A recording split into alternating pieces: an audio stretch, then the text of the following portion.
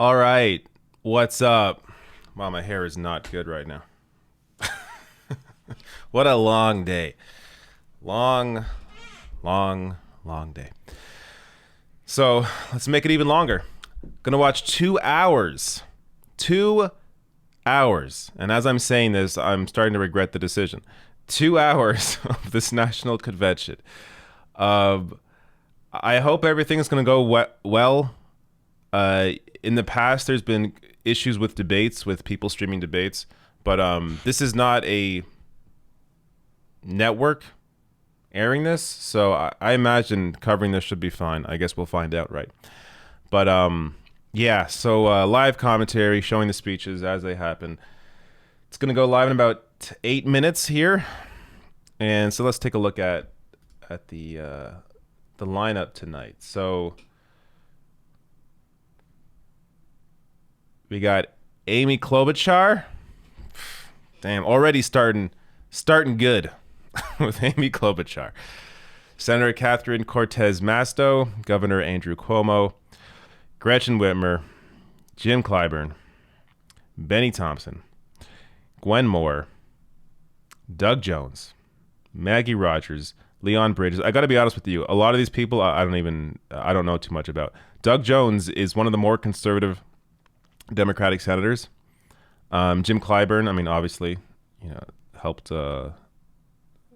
Biden win this nomination. But we got a performance. I probably have to mute the performance. I don't think I can play music, so we'll be muting this performance. And then Bernie Sanders and Michelle Obama ending the night. And also, John Kasich is also supposed to be speaking. So I don't know why he's not on the list. I just checked his Twitter to make sure because I did not see him on the list. But if you'd like to see my Dem Convention speech this evening, we expect it to air in the 10 to 11 p.m. Eastern hours. So it sounds like a lot of these are pre-recorded. That's the impression I'm getting. I know AOC's at 60 Seconds that I think is airing on, I believe on Tuesday or Wednesday. That's going to be, that's pre-recorded, but it is 60 seconds. So I think a lot of these are pre-recorded. I guess we'll find out. But before, so how much time do we got now? 6 minutes. Okay. Because of how boring I expect this to be, I'm relying on a lot of your comments and and questions and super chats to keep this going. But we're going to try. We are going to try to enjoy this as much as possible. I do want to show you something I saw. So I saw Randy Bryce tweet this out, and I had to go and check the full speech. But here is John Kasich in 2012.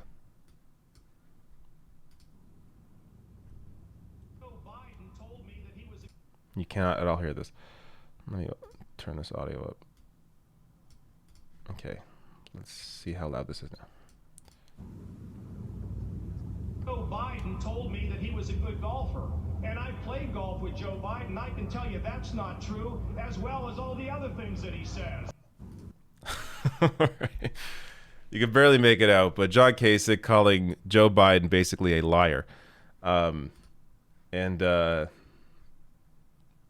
We're going to see what John Kasich has to say today about Joe Biden.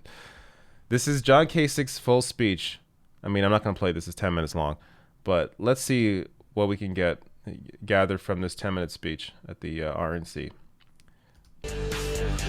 Ladies and Definitely can't play that music.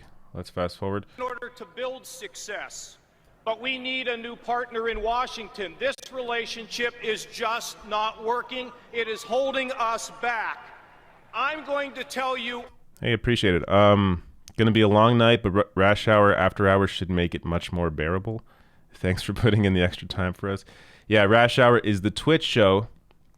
Thank you, Lawn Gnomes, for the Lawn Gnomes, a regular to the Twitch stream. Rash Hour is the morning Twitch show. Check it out. I think you'll dig it. It's 10 a.m. to 11 a.m. during the week, Monday to Thursday, and it's more laid back than the usual streams, though this stream will be pretty laid back considering the situation here. But let's hear a little bit of this. I just realized as well, there's probably going to be some music in between these speeches, and I got to be quick to the mute button if that's the case. Our story. I'm going to tell you the story of Ohio and the story of lessons learned. I took office in 2000. Okay, we don't care about this. I want to hear him slam Joe Biden back in 2012. Winston asks, am I streaming every day of DNC? It will depend on the day. It'll depend how this goes. I'm likely not streaming on Thursday because I have plans, so I'm not going to be home. But the other days I will be streaming. If this all goes well, we will see. People and send it to, of all places, oh my God. Washington, Too much John D.C. Kasich. Can you even believe it? We not only need to balance budgets, we need to cut taxes, not raise them to get on the right track. There you go. Regulations have had a smothering effect on businesses, and it has paralyzed the job creators. Folks, this is the wrong philosophy.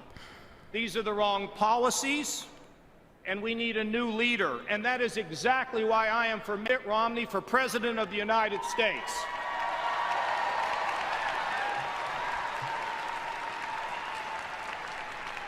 You know, I want to tell you about Mitt. He's a business leader. If there is anything we need in government today, it's people who understand how to create jobs, plain and simple.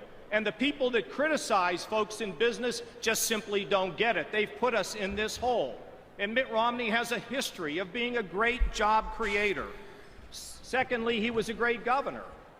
He went from billion. I wonder how much this is going to be used at the DNC tonight.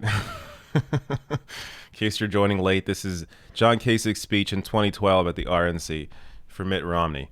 At some point, he slams Joe Biden for being a big liar. Jobs when he left office, and he did it in Massachusetts of all places, okay?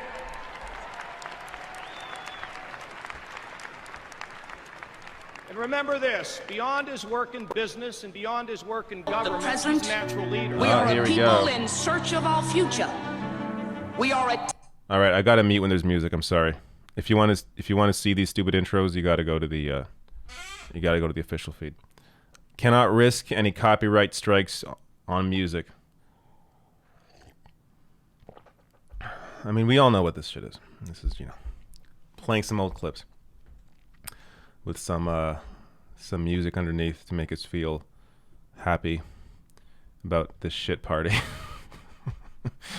Total shit party. But the reality is you got to get the fascist out, and then it'll be a lot easier to mobilize people. Think about it this way. I'll get to the super chats in a second. Think about it this way. There is a massive crisis right now. Wouldn't you want to saddle Democrats with this crisis and really wake people up in realizing, hey, I thought things would get better with Democrats in charge. I still don't have any financial help, still don't have health care, still have, mountains of medical or student debt. I want to saddle the Democratic Party with this crisis because it is the perfect way to showcase to people who haven't already waken up to the failures of the Democratic Party. It'll wake those people up. And that's how you're going to build a real fight against this party.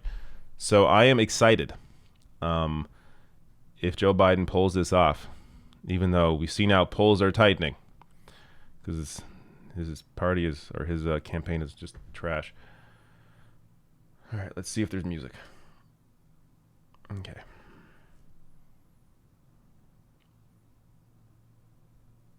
Already going well. Black screen. So far, the black screen has the best speech of the day. That might last well into the night until Bernie Sanders speaks. Let me see if I can have this chat. This better be copyright-free music. Not taking any chances. Alexa says, so glad you're streaming. Pac-Man can be too neutral. Hey, I didn't say anything. No, Pac-Man's fine if you want a different perspective. National Convention, uniting America. Eva Longoria? Every 4 years, we come together to reaffirm our democracy. This year, we've come to save it. It's going to take all of us. So tonight, we stand together, united by the values we cherish: decency, respect, justice, and the opportunity to rise up. We always hear that line about this being the most important election of our lifetimes, but this year, it really is. The past this year we're not lying. We lie us every all. other time, but this year We've lost more than this is the one. 170,000 family members and friends to COVID. This tragedy is compounded by the loss of jobs and She's not wrong though. But it's not just the past few months. The past 4 years have left us as a nation diminished and divided. And yet, in the middle of the fear and sorrow and the uncertainty, people have come together because they know we are better than this. America is better than this. And so we choose to act, inspired by the 3 sacred words that breathed life into our nation: we the people.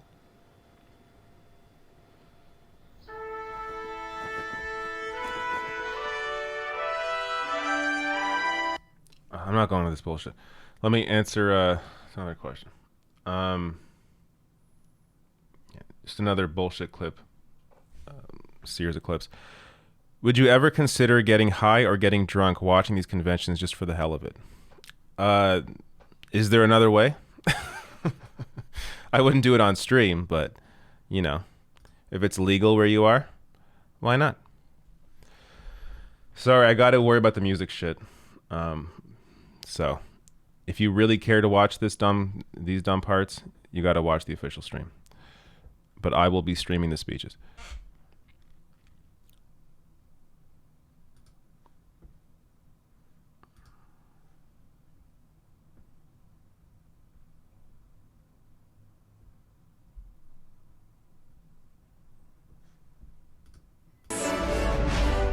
Ensure domestic tranquility. Provide for the common defense. Promote the Yeah, I don't care. Give us the speeches. How much of this filler are they going to have throughout the night? I swear, if they have like 5 minutes of this shit between every goddamn speech, I'm going to go crazy. The speeches are terrible enough. I don't need to see their clip shows.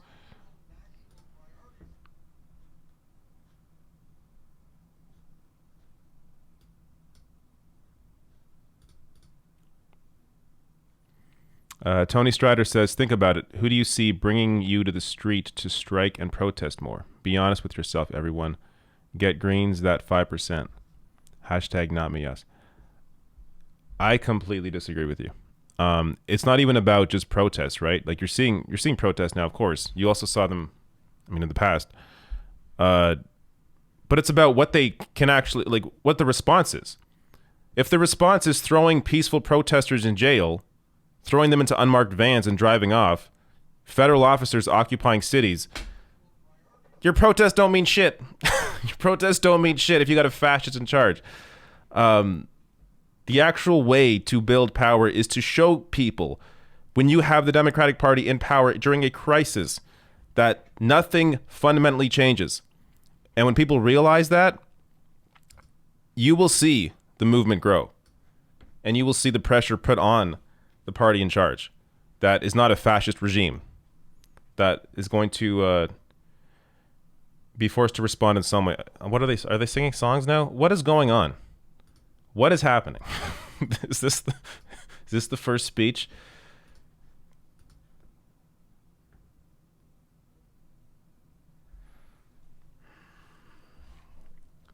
This is so lame.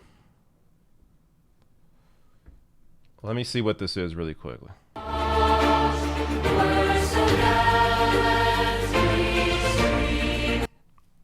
Okay, this is just the national anthem.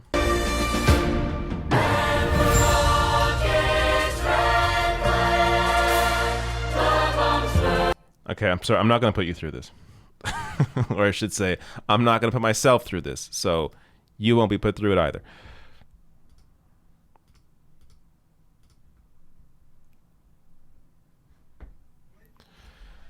This is unbelievable.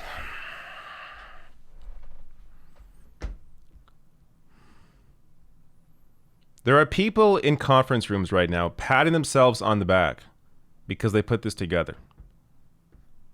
Instead of, I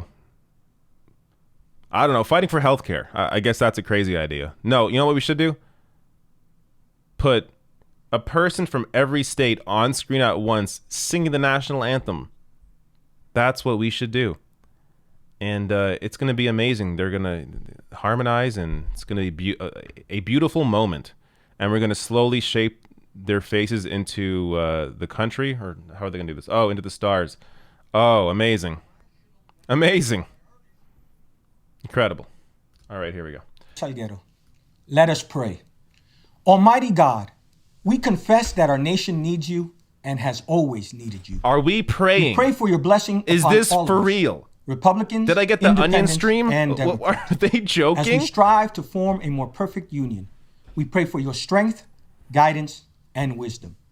Lord, we recognize that we are living in challenging times. Are they going to do that every call religion? Us to live up to the highest angels of our national character.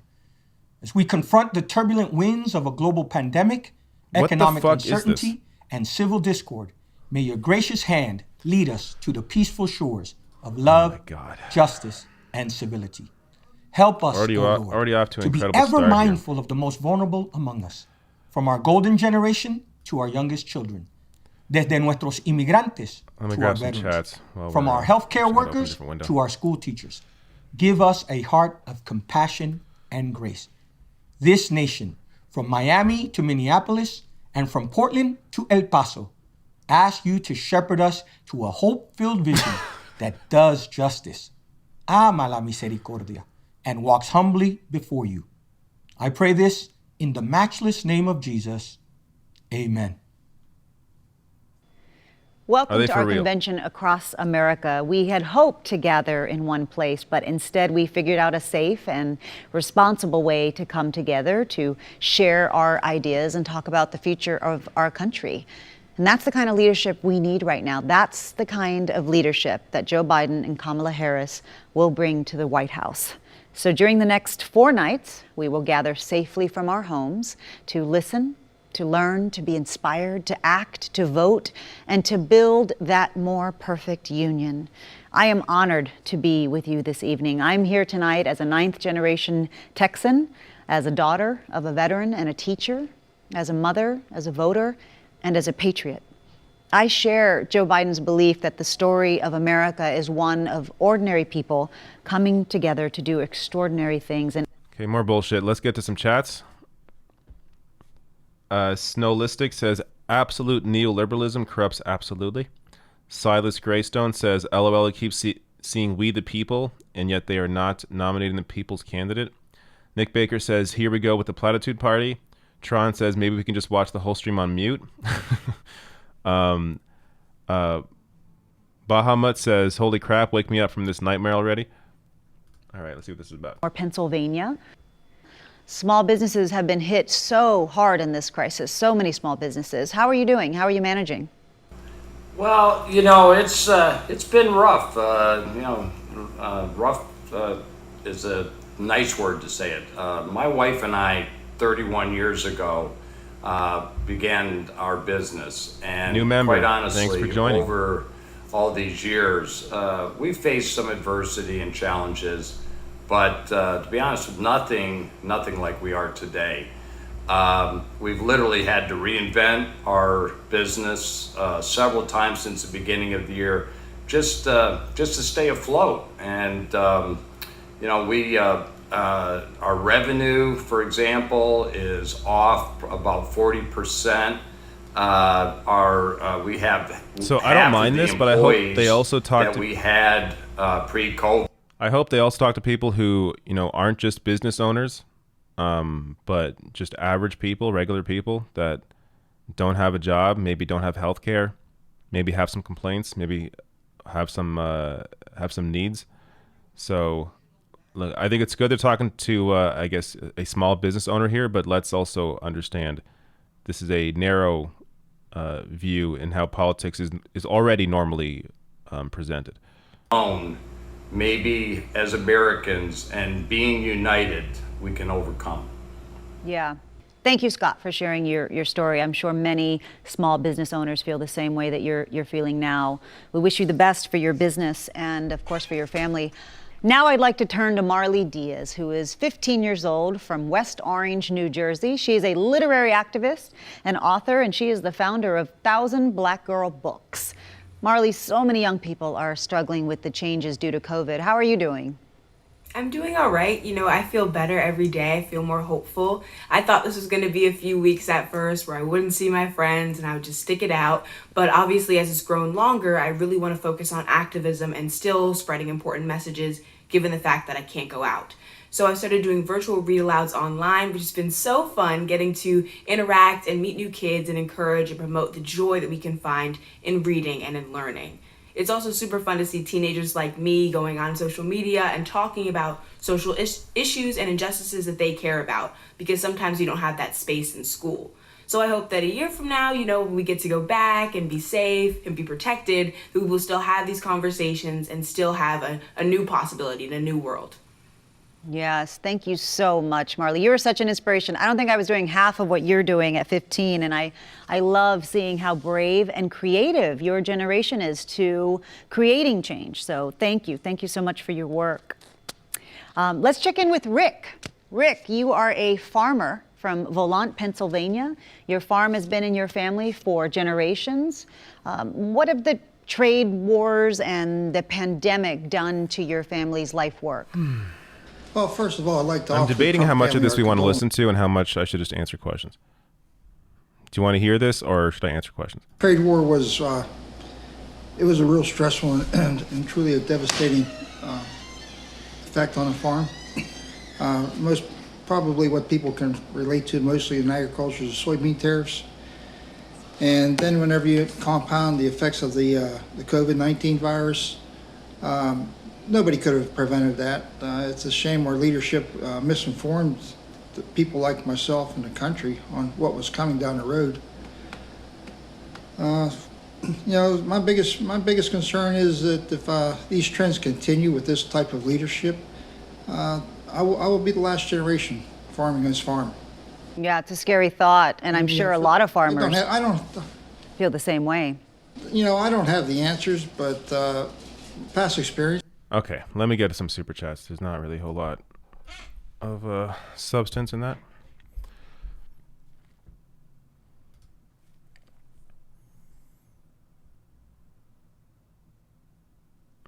Tyler Cross says, so much for a secular government. Yeah, starting with that prayer was really odd. Really odd. Rachel says, do you think they're being overly patriotic / praying as a way to get some Republicans who hate Trump to vote Democrat? Sure, that may be their thinking, but it is so goddamn stupid. It didn't work in 2016. Republicans are largely like 95% with Trump. There's a tiny fraction of people who are millionaires and billionaires who are Republican that are leaning towards Biden this time. But that's not anywhere near a chunk that's worth trying to appeal to.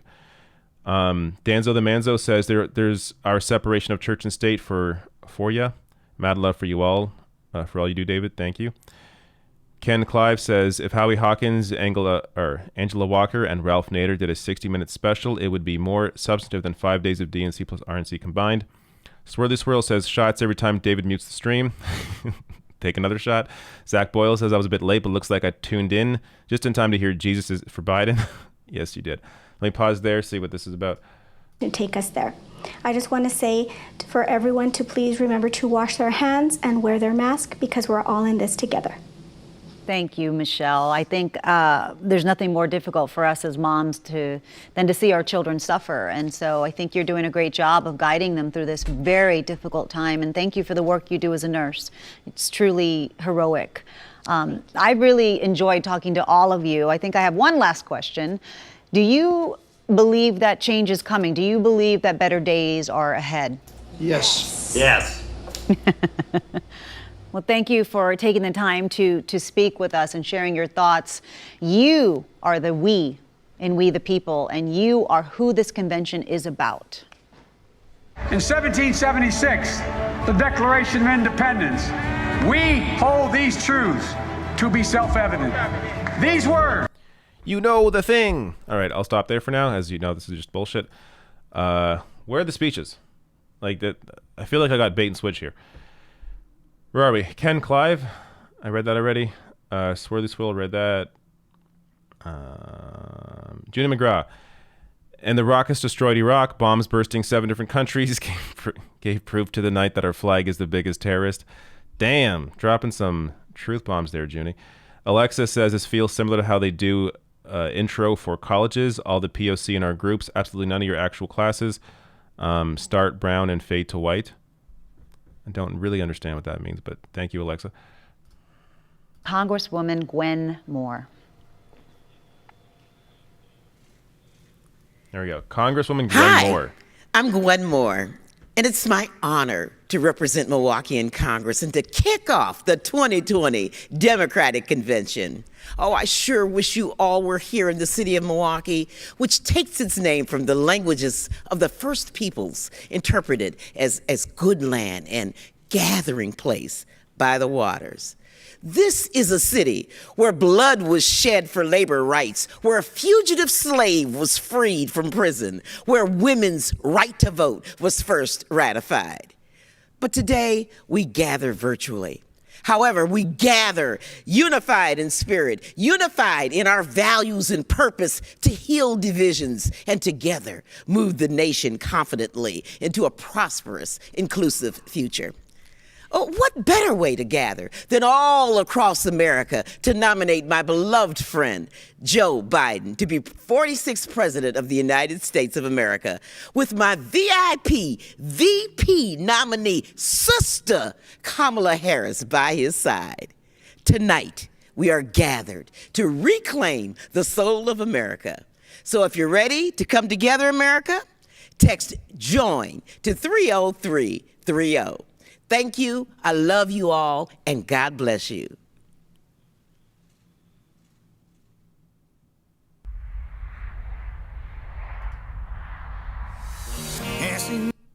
Cannot play music. So that was a quick speech. So Gwen Moore is a rep from Wisconsin.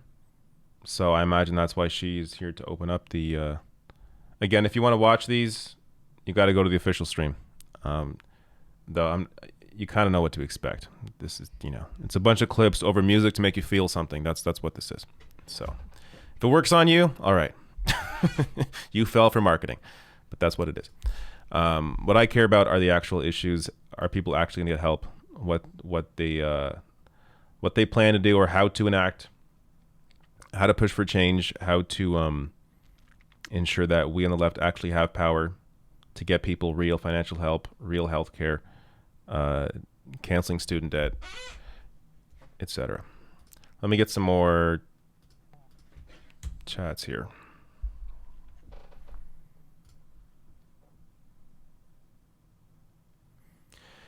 Pizza Gatekeeper says the only thing that can save this cringe fest is seeing I think that's supposed to be Kasich.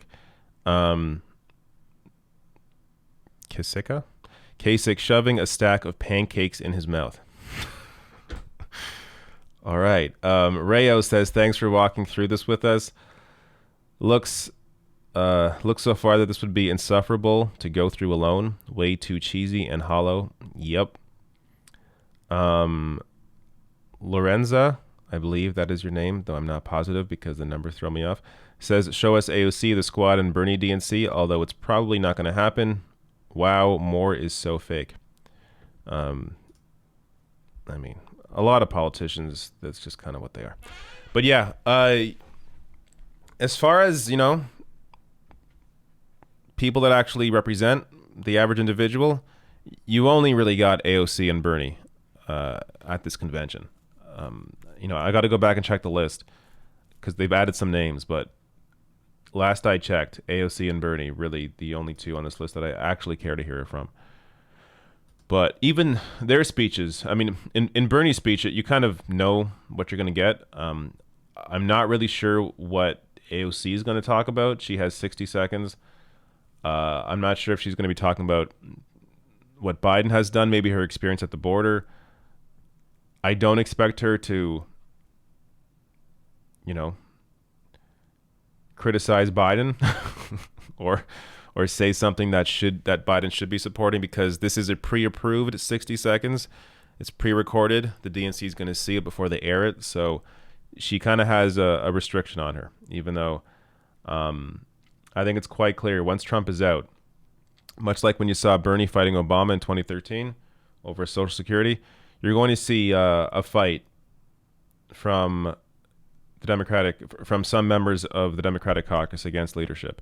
You already saw with Ro Khanna and I believe Rashida Tlaib voting against the platform. I'm not sure who else did, but I think others also did. But voting against the Democratic platform. I mean, that is a shot right there. That is a signal showing you that they're not going to just sit back and back Biden's platform. Feels like it's pretty wrong right now. Fairly ashamed to say it, but I'm one of many who voted for the current president, Donald Trump. I challenge you to think back to what made you vote for Donald Trump in 2016. I know I sure have, and I've registered as a Democrat for the first time in my life. I'm doing that because I think this election is bigger than any political party. What I think, in light of current events, if nothing else, we need more than anything is a proven leader. Donald Trump's rhetoric it's divisive, it's dangerous. It's also really difficult to vote for someone who essentially has zero platform right now, 4 months out from the election. Joe Biden, on the other hand, has a very detailed plan. Things like unity, education, climate preservation, racial inequality, and even healthcare. We have a chance right now to look ourselves in the mirror and go vote for a proven leader with a history of caring about others and truly putting all Americans first.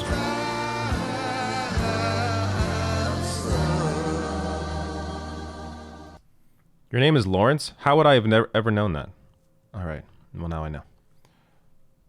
We're going to cover it all, but tonight we're going to talk about 3 specific crises we face: the pandemic, an economic downturn, and an ongoing systemic racial injustice.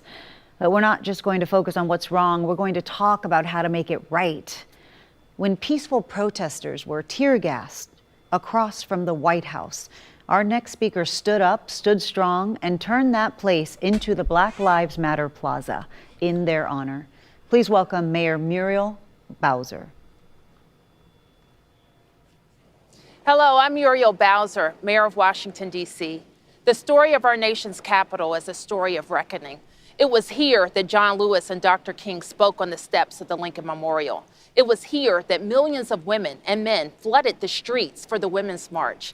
It was here that just weeks ago, Americans donned face masks and safely and peacefully protested the death of George Floyd. But while we were peacefully protesting, Donald Trump was plotting. He stood in front of one of our most treasured houses of worship and held a Bible for a photo op. He sent troops in camouflage into our streets. He sent tear gas into the air and federal helicopters too. I knew if he did this to DC, he would do it to your city or your town. And that's when I said enough. I said enough for every Black and brown American who has experienced injustice. Enough for every American who believes in justice. But I said enough for another reason too. I have a 2-year-old daughter, and I want her to grow up in an America where she's not scared to walk to the store, an America where she's safe behind the doors of her own home, an America where the president doesn't fan the flames of racism and looks out for all of us. So I created Black Lives Matter Plaza right behind me as a place where we could come together to say enough. And by coming together this November to elect Joe Biden and Kamala Harris, we will say next.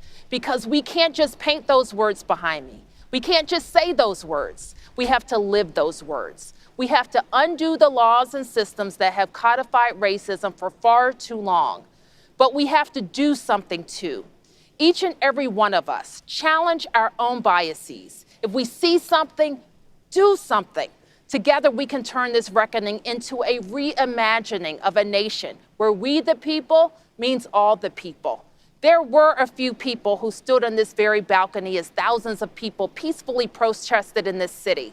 One was our next vice president, my sister Kamala Harris. The others were members of George Floyd's family, who I'm honored to introduce now. Doesn't back defunding the police. That Black Lives Matter my brother George was symbolism selfless. Bullshit.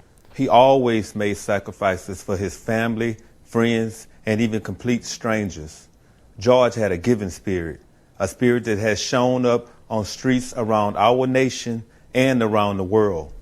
People of all races, all ages, all genders, all backgrounds, peacefully protesting in the name of love and unity. It's a fitting legacy for our brother, but George should be alive today. Breonna Taylor should be alive today. Ahmaud Arbery should be alive today. Eric Garner should be alive today.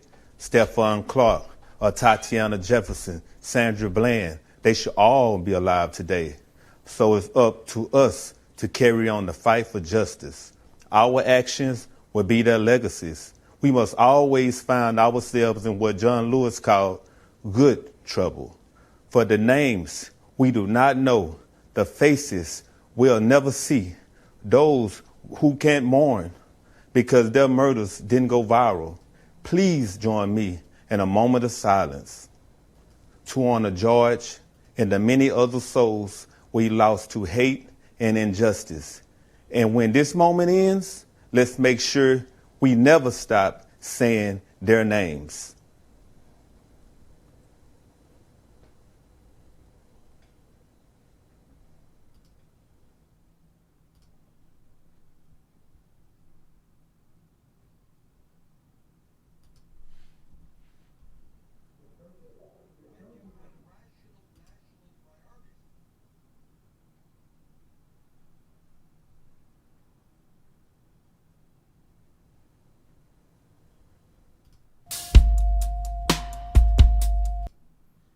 Cannot play music. All right, back to chats here. Allison Lai says, love you, David, but I'm only here for Bernie and then I'm gone. Don't lose your lunch watching this crap. Lawrence says, it's pronounced Lawrence. My head, SMT91, says, I'm so glad I could tune into more empty platitudes. Lawrence says, yeah, it's spelled Lorenz, but it's pronounced Lawrence. I'm named after my great-grandfather who was from Germany. Oh, okay. Jeremy Dyer says, can we get a hopeful montage of Biden on the campaign trail? I can't read the rest of that, but I get your point. I don't think you're going to get that.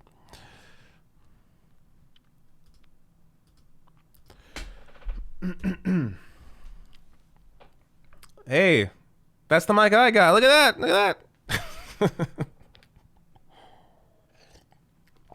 It's the same microphone. All right.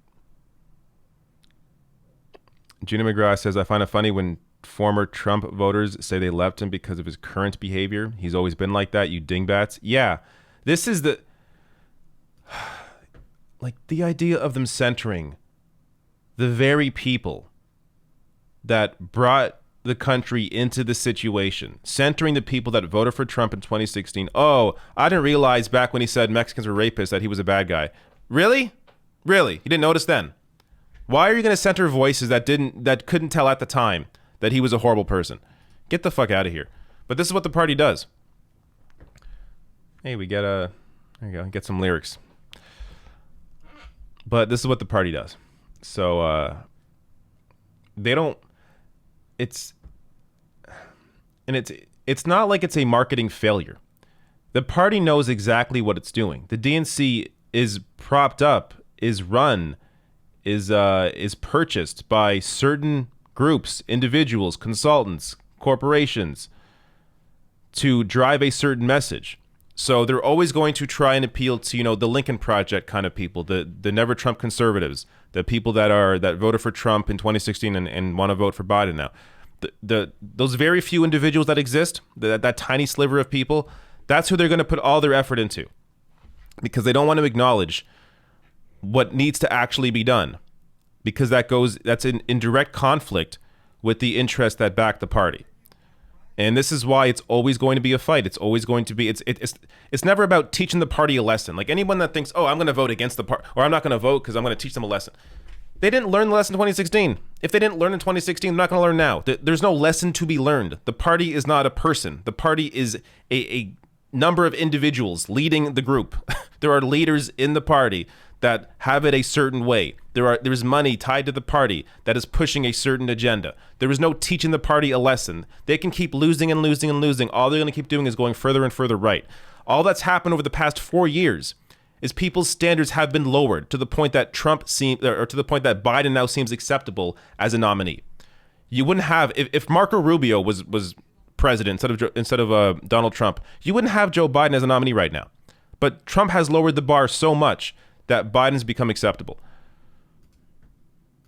Into real and lasting change in people's lives. We need to address the economic inequalities that this virus has exposed and worsened, and we need to solve the testing and healthcare disparities that have led to people of color dying from COVID at higher rates than white people, and we need to make it easier for Americans to vote. We have a lot to do.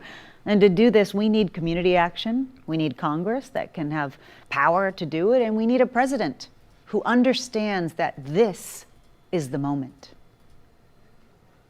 The moment has come for our nation to deal with systemic racism, to deal with the growing economic inequity that exists in our nation, to deal with the denial of the promise of this nation, made to so many. I've said from the outset of this election. Oh my God. And they put this sad music underneath it. This is not a recent speech. They're playing old clips again. We don't need to watch this either. But it's all just platitudes. And the idea that they are filling this night with so much filler, honestly, and then giving, AOC a minute to speak.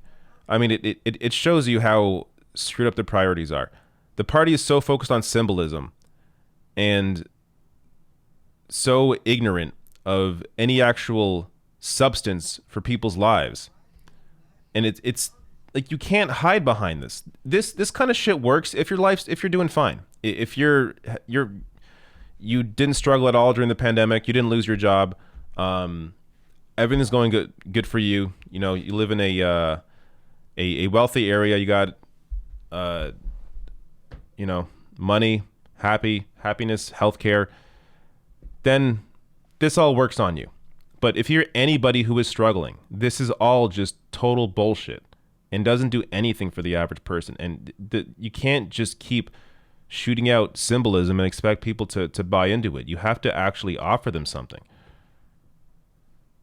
I'm not sure if this is current or not, but let's listen to it. Tackle in a way that we haven't before systemic racism in the city. It really is about economic empowerment, because if people are lifted out of poverty and they are given an opportunity to feel a stake in their own future, that goes a long way.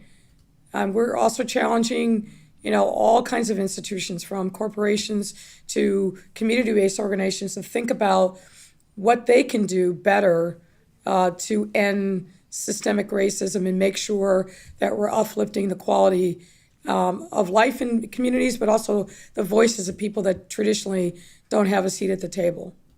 The president's talking about defunding the post office and mail-in voting. I mean, what do you think we should be doing, Mr. President? Well, first of all, we have to change the public discourse around voting. It should be seen as a democratic thing to do, the most patriotic thing we can do, and not a partisan exercise. Secondly, how do we open up access to voting so we could address some of the systemic problems? Not only should we reauthorize the Voting Rights Act, but we have to go further. Most importantly, voting should be seen as a constitutional right that's guaranteed. Now, this is a major difference between the two parties. You cannot ignore this difference on voting rights. All citizens can be assured that they can have unfettered access without being suppressed. This is a watershed moment, and we can't lose this moment. We have got to have action at the national level. We have got to have congressional action. We cannot have 18,000 police departments, and in 2020 have police departments still allowing the use of a knee on a man's neck in George Floyd. A lot of us were shocked, and I think what gives me hope is that police officers were shocked. Police officers have spoken out, and we're hopeful that we'll have some national standards as it relates to policing, use of force. The ones in the streets, knocking heads right now, those?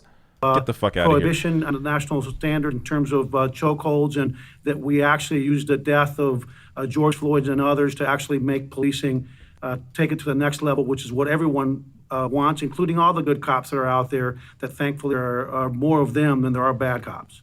Most cops are good, but the fact is the bad ones have to be identified and prosecuted and out, period. Gwen, how are you doing? Oh, well, I'm doing pretty well as can be expected. I'm sure that the words of George Floyd, "I can't breathe," were not new to you, and they echo in your mind every single day. 6 years ago when your son died. But we can't let this keep happening. What do you think the next thing we have to do, Gwen? Well, first of all, I know when my son was murdered, there was a big uprising, but then it settled down. We can't let things settle down. We have to go to the politicians and we have to hold their feet to the fire, because otherwise the big uprising is not going to mean a lot. So I'm just asking that if you become the president, that you make sure that we get national law as well as state and local law, especially when it comes to police brutality, because that has been an age-old problem. Well, I may be kidding myself, but I think the people are ready. I think people are ready. We just got to keep pushing. We can't let up. But thank you for what you're doing. I really appreciate it. Thanks for joining me. Thank you. Thank you. Bye-bye. Thank you. Do we have to insert music into every freaking interstitial? Let me grab some of these chats.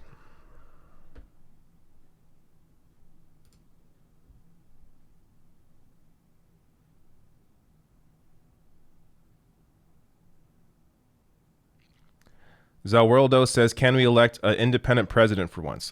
You got to get the system has to be in a situation where that's possible. You can't just expect it to pop up in 4 years. You got to actually build for that kind of for that to happen. But yes, of course, that'd be great.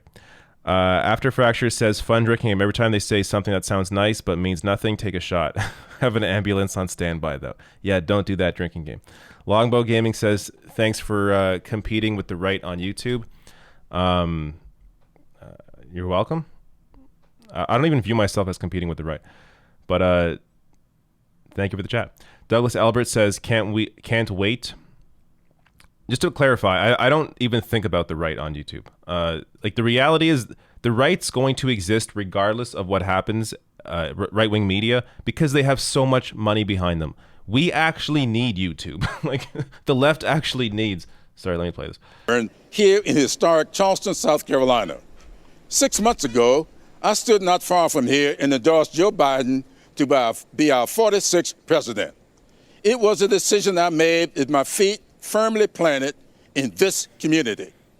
This community, where 80% of African Americans in this country can claim an ancestor who arrived on these shores in bondage, a few blocks from here over at Gadsden's Wharf. This community that is still healing from the wounds we received when the white supremacists entered Emmanuel AME Church and murdered 9 black parishioners as they studied the Bible together. The ground beneath our feet is seeded with pain that is both old and new. But from that soil, we always find a way to grow together. Earlier this summer, the city of Charleston removed a statue honoring John C. Calhoun, an honored advocate of slavery. And construction is underway on the International African American Museum at Gadsden's Wharf. Much like the country as a whole, we are stepping out from the shadows of our past and beginning to lay the groundwork for a more just future. It won't be easy. We can only succeed if we move forward together. So we will need a president who sees unifying people as a requirement of the job. A president who understands the true meaning of community and how to build it through trust and humility. And with so many families experiencing loss in this pandemic, lost jobs, lost loved ones, and lost confidence in the president to keep us safe, we need a president who understands both profound loss and what it takes to bounce back. But more important than his firsthand experience with loss and hardship is his ability to translate that perspective into policy and solutions, and prioritize hard-working people and persistent poverty counties over partisan politics or personal gain. That's why I stand with Joe, and why he will always be an adopted son of South Carolina. Joe Biden is as good a man as he is a leader. I have said before and wish to reiterate tonight, we know Joe, but more importantly, Joe knows us. I am Kevin. I do a lot of things. Based on what? Where was I here? Douglas Albert, can't wait. Trump's keynote DNC speech in 2032 endorsing Mike Bloomberg, half-dead corpse over President Tom Cotton. That sounds like a horrible future. Longbow Gaming says, it still irks me how they did Bernie wrong. Sage and Fool says the only way to revolt from this corrupt system is a bank run. Take your money out, put it under your mattress, buy gold and silver. Money is the only thing that will scare them or get their attention. Progressives Abroad podcast says the algorithm has spoken. Michael Petty says, I don't even see the point in watching this. I'm just going to go eat my half bowl of shit this November and vomit for the next 4 years. R. Spay, thank you for the super chat. Some funny chats coming in.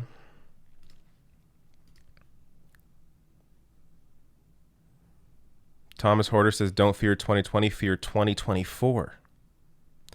Zach Boyle says, these leaders are only good on voter rights during lesser of two evils votes. They most will do anything to stop ranked choice initiatives. Ben Riley says, David, this is painful to watch. Please kill me. I will not do that, Ben. I'm sorry. Gonzalo says, one thing inspires me to vote President Biden is bully him. Yeah, exactly. That's the only reason to do it. It's more fun to bully Biden than it is to bully Trump. Ebola, and brought the world together to keep it contained. And after that success, knowing this would happen again, Vice President Biden and President Obama assembled a pandemic playbook to make sure that America was prepared and protected. The Trump administration disbanded the pandemic response team that was given to them. Americans have died and lost their livelihoods because of it.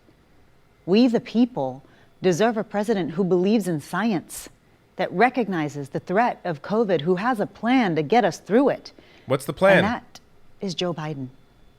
We're grateful that across the country there are responsible leaders who are stepping up. One of them provided clear direction and memorable PowerPoints, New York's Governor Andrew Cuomo. God.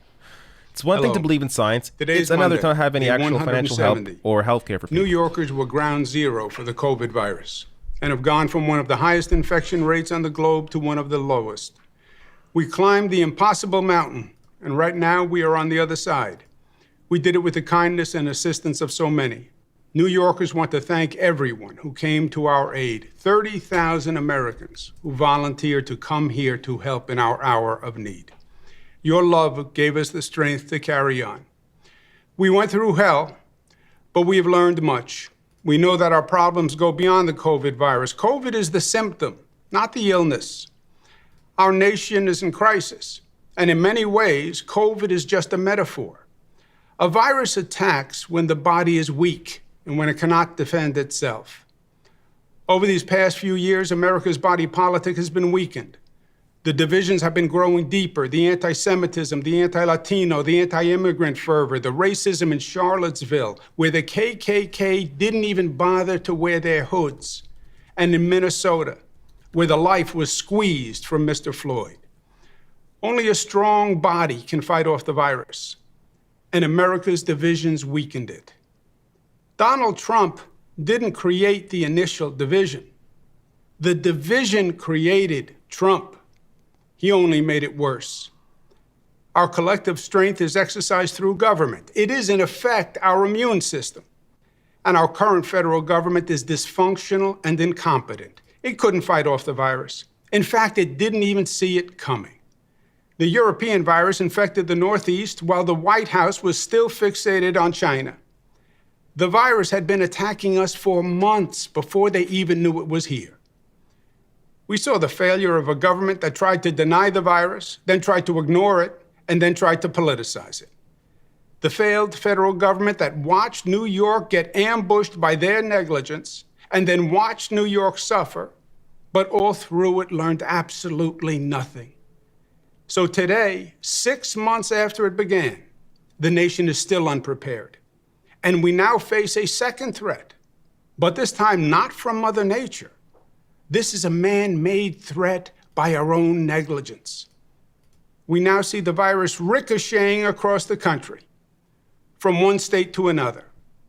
Today, we trail the world in defeating COVID. We have over 5 million cases.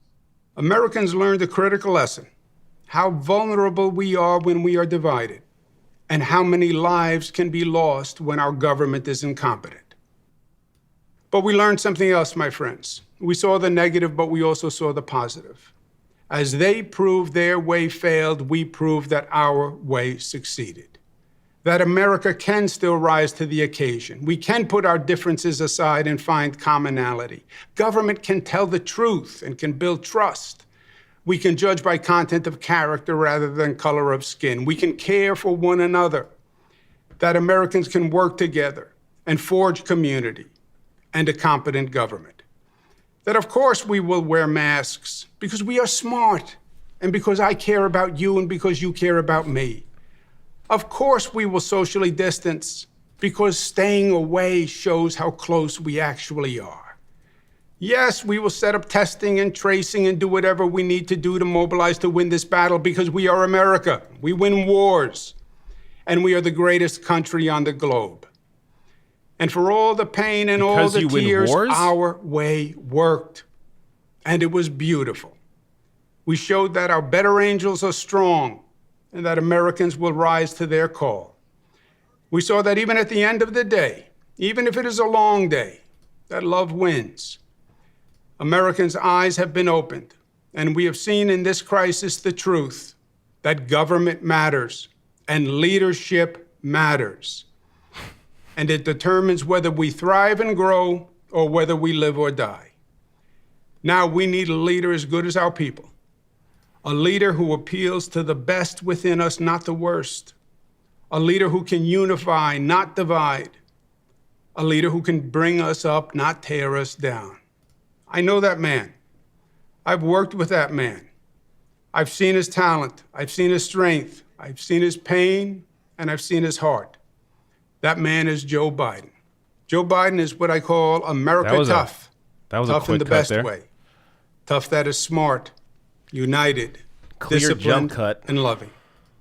Joe Biden can restore the soul of America.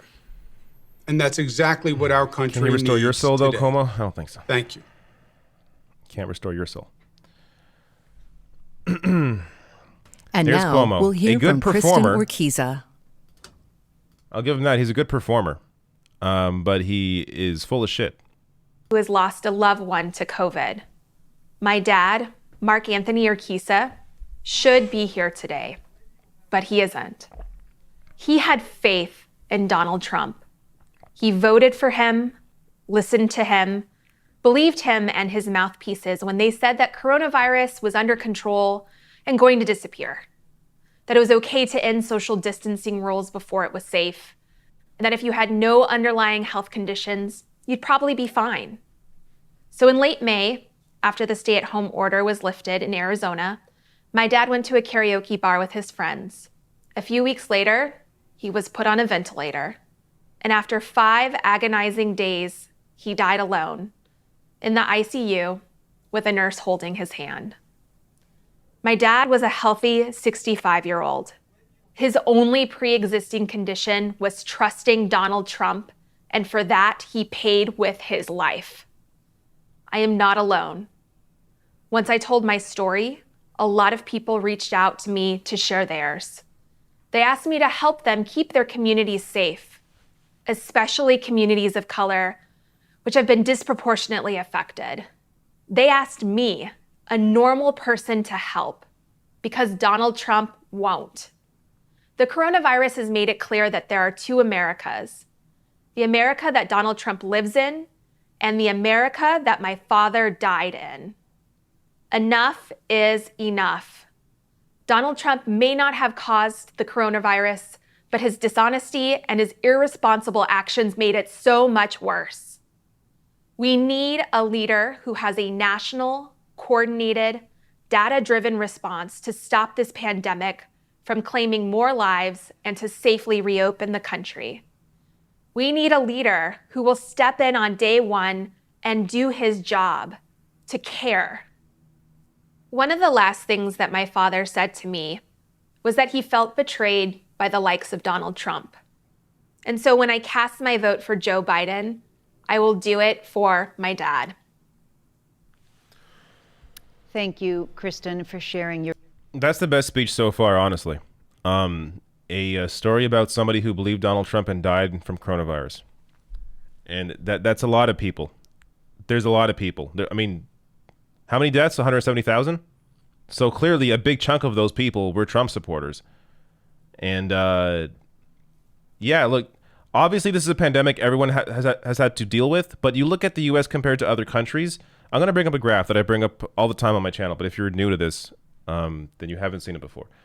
But I'm going to bring this up, and it's going to show you the clear difference between the U.S. and basically every other country except for ones that are also run by neo-fascists. To stop this. So right now, let's hear from a champion for our frontline workers who also happens to be an Olympic champion and a World Cup champion, Megan Rapinoe. Hi, everybody. My name is Megan Rapinoe, and I have the distinct honor today to host a conversation with 4 of our frontline workers here in America. We should rename them heroes, absolutely. Chung Lee, can you tell us a little bit about how you're doing during this time? So early on, when the government was still trying to figure out proper protocols to protect frontline workers, I had unfortunately contracted COVID through patient contact and was isolated by myself for 2 weeks. So total isolation, no contact. Once I recovered, luckily, I went back to the front lines to continue to take care of the sick. And what got me originally was watching people die alone. There were no visitors allowed. Everyone was totally isolated. And I knew how that felt because for 2 weeks, that was me. Not knowing if you were going to wake up, not knowing if you were going to make it, who you were going to talk to, if you can say goodbye. This was people's moms, dads, brothers, sisters, sons, daughters, all dying alone. And we know there's a round two coming, and mentally, physically, emotionally, I don't know how many of us on the front lines are going to survive that second round. Dr. Bradley, what effects are you seeing inside your hospital doors of the inaction of the Trump administration when it comes to this COVID response? It's heavy. I mean, I've left the emergency department in tears, and so have a lot of my colleagues. People are exhausted, and we're looking at the tsunami that's coming this winter with COVID and influenza. And I think all of us are wondering, how is our system not going to just collapse? Because if we're not there, when people come with their broken arms, or they come with their heart attacks and strokes or their appendicitis, we're not going to be there. What were you seeing on the front lines in those very early days that you knew it wasn't going to magically disappear? Did you think it was a hoax then? Oh, absolutely. We knew that this was not a hoax. We were certain of it. All of us knew from experience back in 2009 with the swine flu. We knew what a pandemic would look like. We knew that we needed to have the tools and the resources and the plans in place. But then we have the ineptitude and the lack of leadership from this administration. I've seen the worst of the worst. Not only have I answered thousands of calls of people that are sick, but people that are dying. Michelle, tell us a little bit about how it's been for you on the front lines, what your specific role is. As a union nurse, I've been primarily more in the forefront on advocating that our healthcare workers I'll get to all your chats in a and our minute. patients get the support and the PPE that they need. You know, 10 years ago, I responded to the disaster in Haiti. We were working in a tent hospital after the earthquake. But, you know, the first time that I ever feared for my life and my family's walking into work was in my own country. We have the money, we have the means, we have the resources in this country. For Medicare We for are all? deeply lacking leadership and somebody who cares. Trump has made it perfectly clear how he feels. And we need a president who cares. That's Joe Biden. Dr. Bradley Dreyfus, Aldo Martinez, Michelle Boyle. So this is good, but again, like one of the obvious solutions here is Medicare for all, and no one's going to bring that up because Biden doesn't support it. So ultimately, this is all just bullshit. Like I'm glad we hear their experiences, but if you don't then extend that to some actual help, some concrete results, or some concrete policy to help people, then what the fuck is it about? It's all just bullshit. Let me get to some chats here. But of course, as well, we have to also acknowledge the virus would not be anywhere near where it is right now if it weren't for Trump. I mean, this is the proof. Like, the UK is run by a conservative government, Boris Johnson, and they got their numbers down. Like, the difference here is clear. When you have a neo-fascist, it's a little different than a neoliberal. And the difference comes in deaths. All right, where was I here?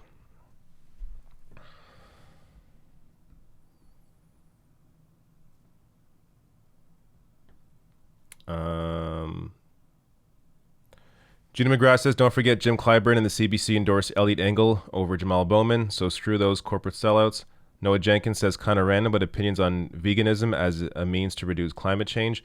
You can try it, but it's the kind of thing where to actually address climate change seriously, it has to be at a political and corporate level. Like, there has to be massive changes. Individual changes can only do so much. James, is this a speech? What is this? Crisis. Americans are looking out for one another. It's time we had leadership in Washington that did the same. With Joe Biden in the White House and a Democratic Senate, I know we can build back our economy and our communities even stronger.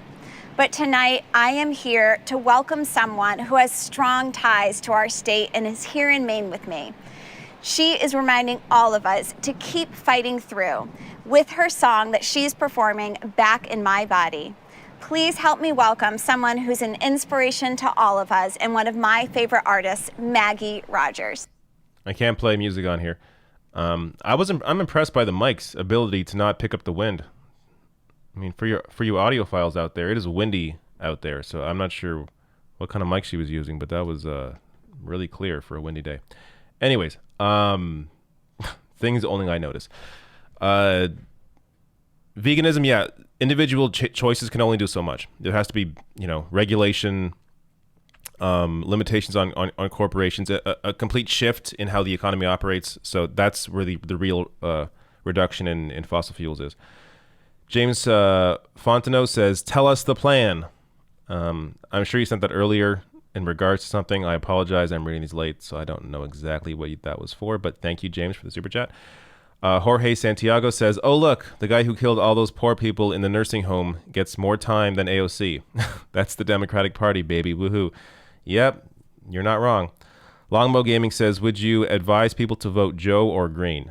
Joe. After Fractures says the best thing about Biden is that he didn't get, and by the way,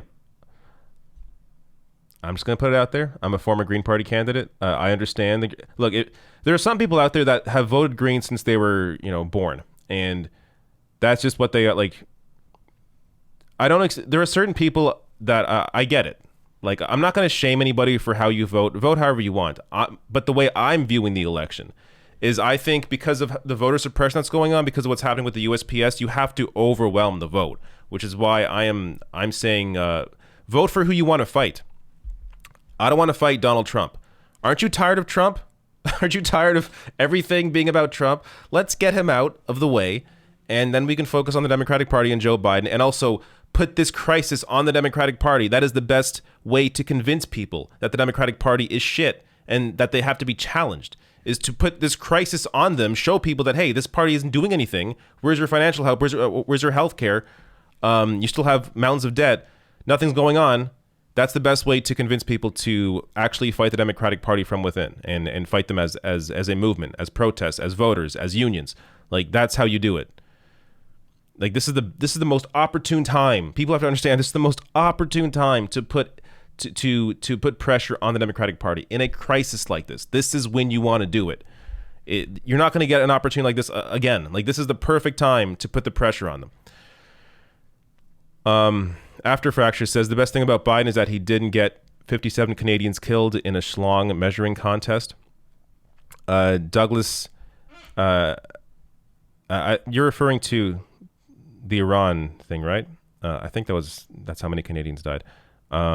Yeah, I mean, ripping up the Iran deal was really one of the biggest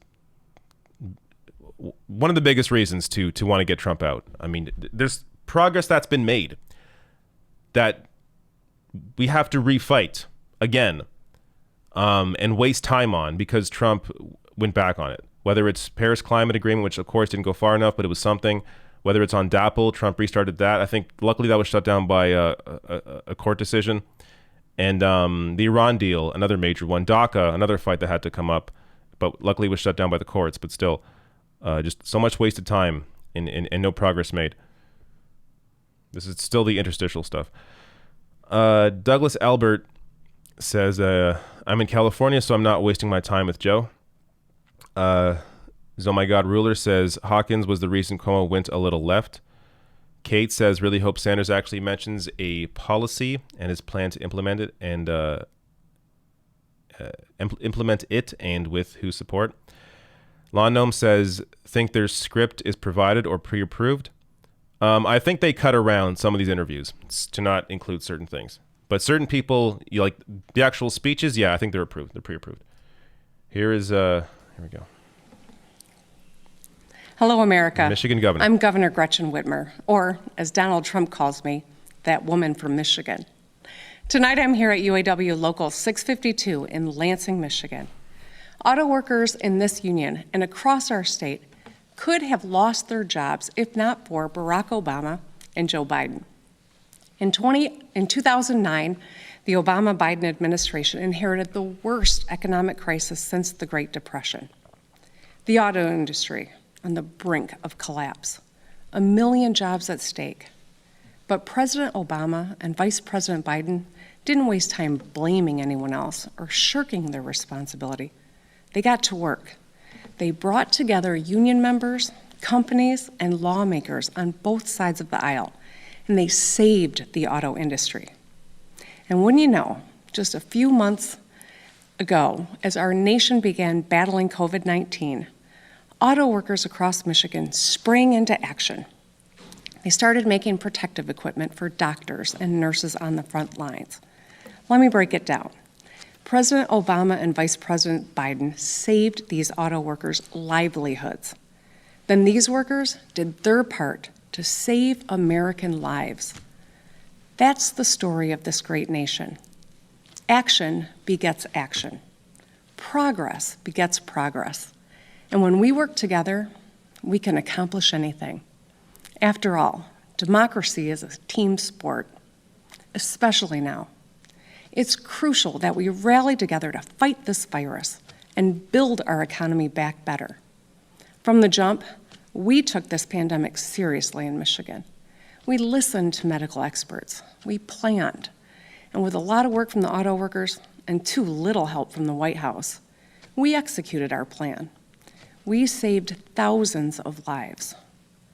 Just imagine if we had a national strategy. So everyone who needs a test gets one for free. So everyone has access to a safe vaccine.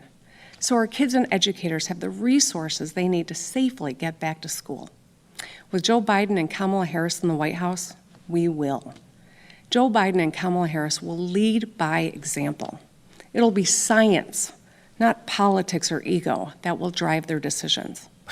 They know the health of our people goes hand in hand with the strength of our economy. They know action begets action.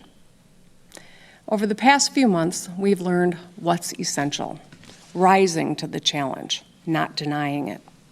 We've learned who is essential too, not just the wealthiest among us, not a president who fights his fellow Americans rather than fight the virus that's killing us and our economy.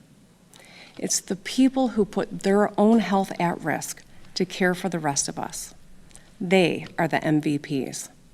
The nurses and the doctors, the utility workers, truck drivers, and grocery clerks, the child care workers, the parents, the teachers, the mail carriers, and the auto workers. So many of these essential workers have lost their lives to COVID. Nearly 1,000 healthcare workers, more than 170,000 people across America, including a 5-year-old girl named Skylar from Detroit, whose mom is a police officer and dad is a firefighter. Generation after generation, our nation has been defined. How did she win an election? Gee, this is really bad. You can see why she didn't become the VP. Like, Kamala Harris has way more charisma than she does. This is terrible. Let us act. Let us heal as one nation. Let us find strength to do the work. Awkward pause. All right. Music, gotta mute that. All right, so sad moment here. That was a horrible speech. That was a really bad speech. Look, she made some points there about, you know, the need for having a national strategy. Of course, yes. Some obvious points that pretty much any administration except for a neo-fascist one would have had. But Jesus, that was really robotic, really stiff, really, I don't know. That was not good. Anyways.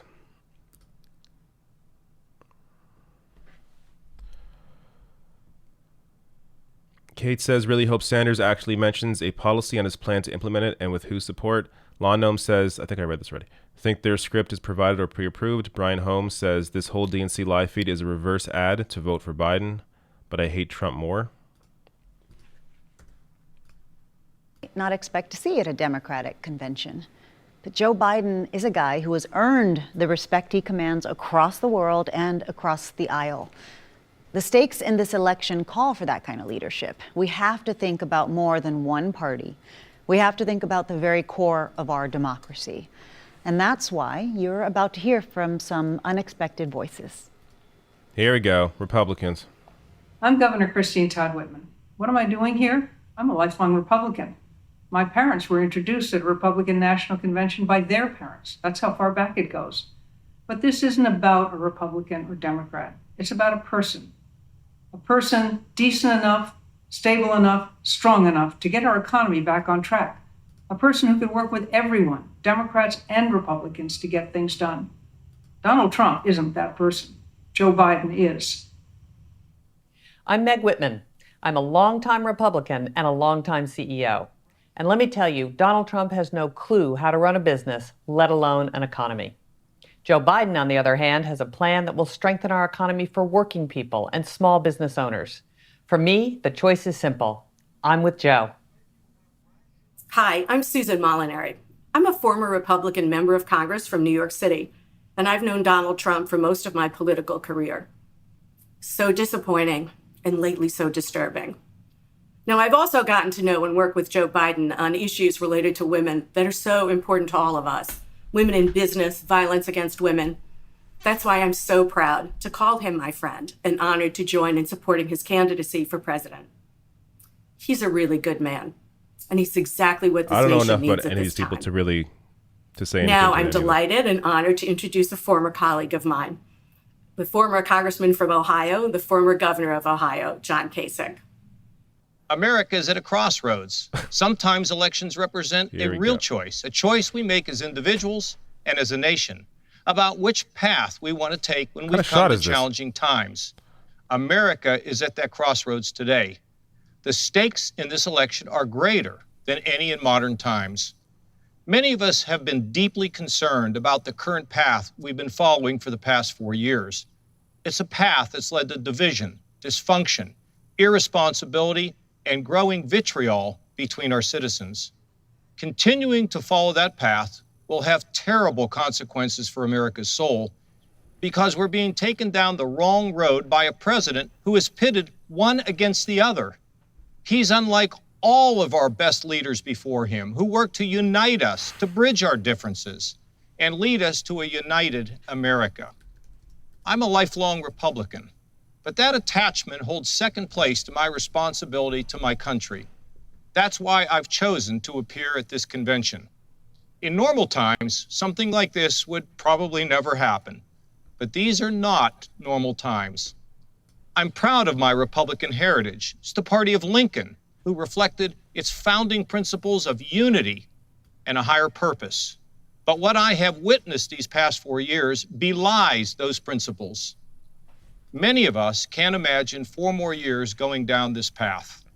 And that's why I'm asking you to join with me in choosing a better way forward. I believe the best of America lies ahead, but only when we rediscovered our shared belief in the United States of America for our children's future, which can be bright, hopeful, and inspired if we choose to make it so. I've known Joe Biden for 30 years. I know his story of profound grief that has so deeply affected his character.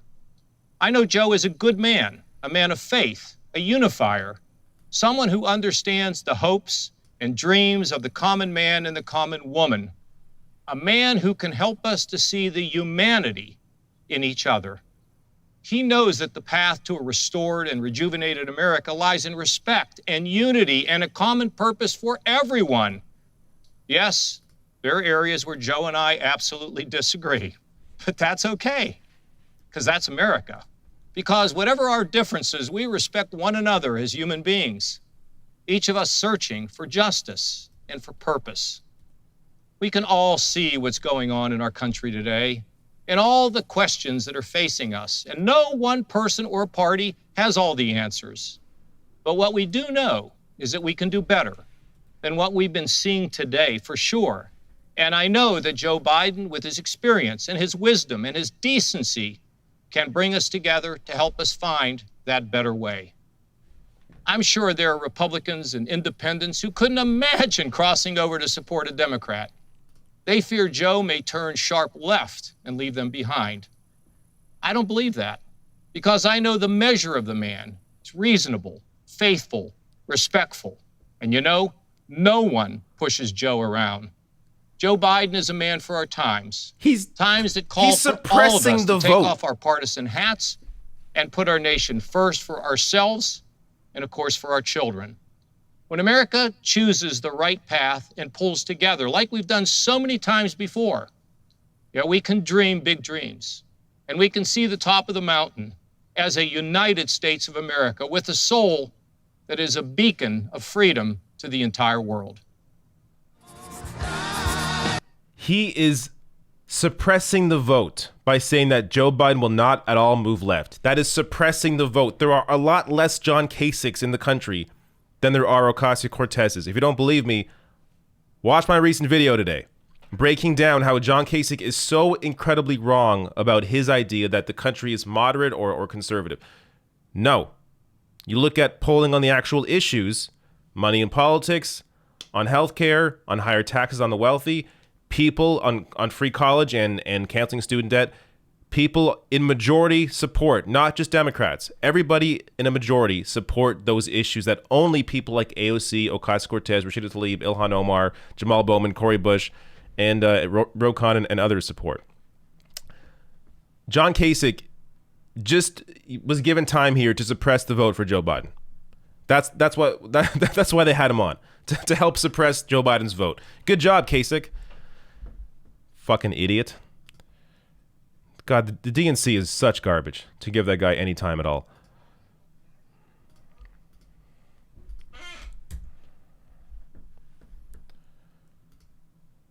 And now, from Alabama, Senator Doug Jones. Oh, great. More I'm conservatives. Senator Doug Jones from the great state of Alabama. Growing up in the South meant one of the most conservative Democratic senators there are. But it was here in Alabama where Rosa Parks helped ignite a movement by refusing to give up her seat on a bus, where freedom riders of different races came together in pursuit of equality.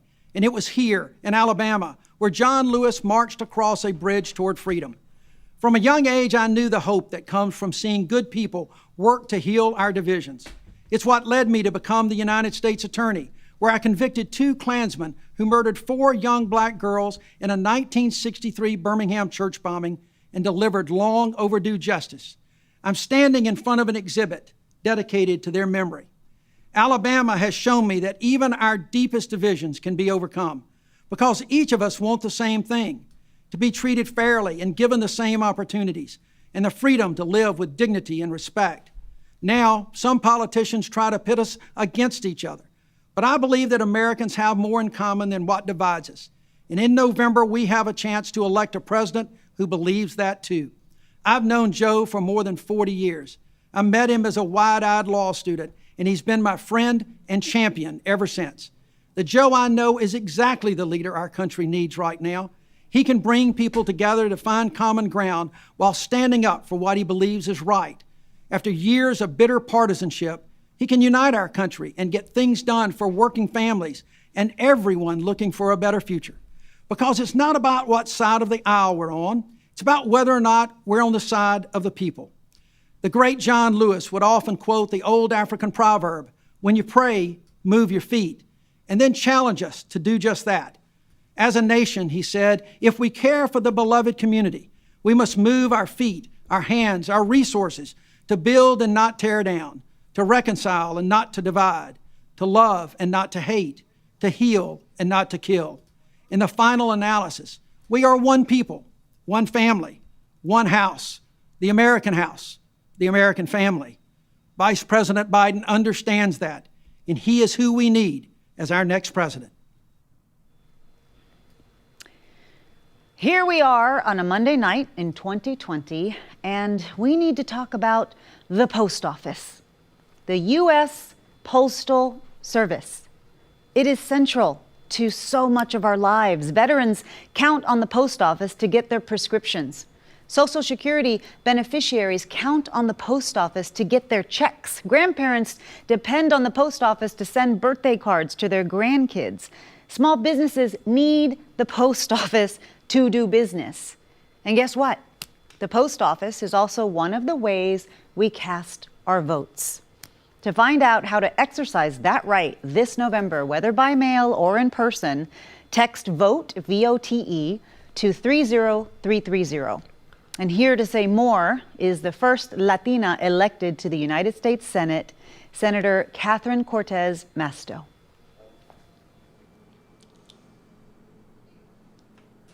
Hello, I'm Senator Catherine Cortez Masto from Nevada.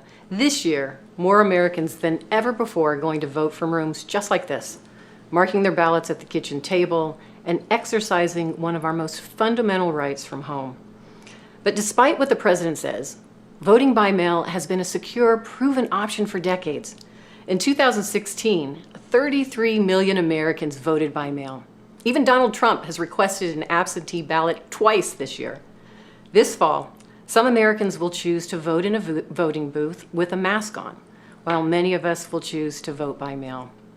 My home state took the advice of scientists and medical experts and listened to the people of Nevada to put in place a vote-by-mail system, so voters have a lot of options this fall. But Donald Trump is trying to divide us by undermining that right. He has threatened to withhold federal funding to Nevada because of our vote-by-mail system. That's funding our schools and seniors rely on. He has challenged us in court with a meritless lawsuit, one that our Republican Secretary of State has asked the judge to dismiss.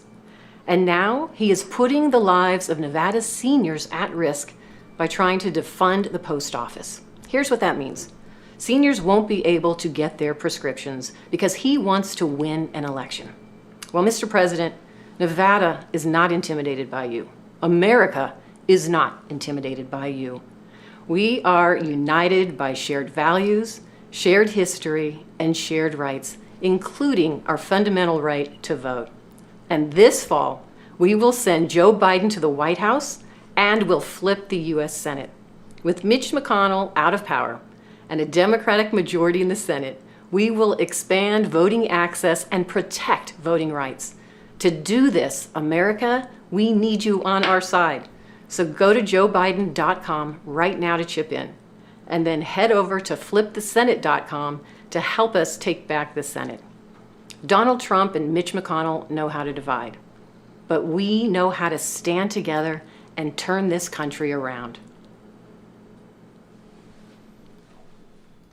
This year we had an historic field of presidential candidates, an historic number of women, including our vice presidential nominee, Kamala Harris, more candidates of color than any primary ever, and the first openly gay man to win a caucus. All this obsession with identity as opposed to what people are actually fighting for.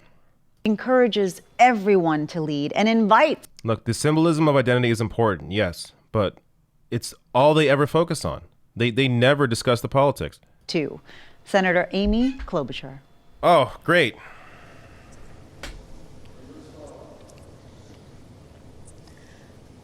Hello, America. Like my friend Catherine, I believe that the right to vote is fundamental and the post office is essential. You know, the president may hate the post office, but he's still going to have to send them a change of address card come January. Donald Trump just happens to be in my state today, trying to divide people instead of responding to the pandemic and the significant needs of our economy. But Democrats, independents, and yes, many Republicans have had enough of his divisiveness.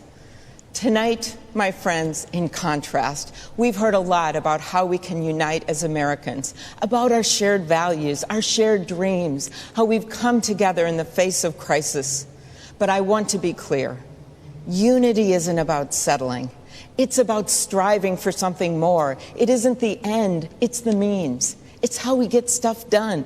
Unity is about reaching up toward a higher purpose, a better future for all of us. E pluribus unum, out of many, one. It is more than a motto. It is the North Star for our democracy. Now more than ever, we need a president who will unite this country. We need a president who, in George Floyd's memory, instead of using the Bible as a prop, will heed its words to act justly. We need a president for the workers who've lost their jobs because this administration is selling American workers out when we need to buy American. For the farmers and manufacturers and the people of rural America who are sick and tired of reaping what he's sown.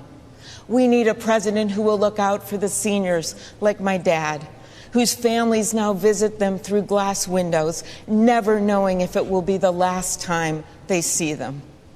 We need a president for all of America. I come from the middle of this country where we believe in people joining together to solve problems. We seek common ground to reach higher ground.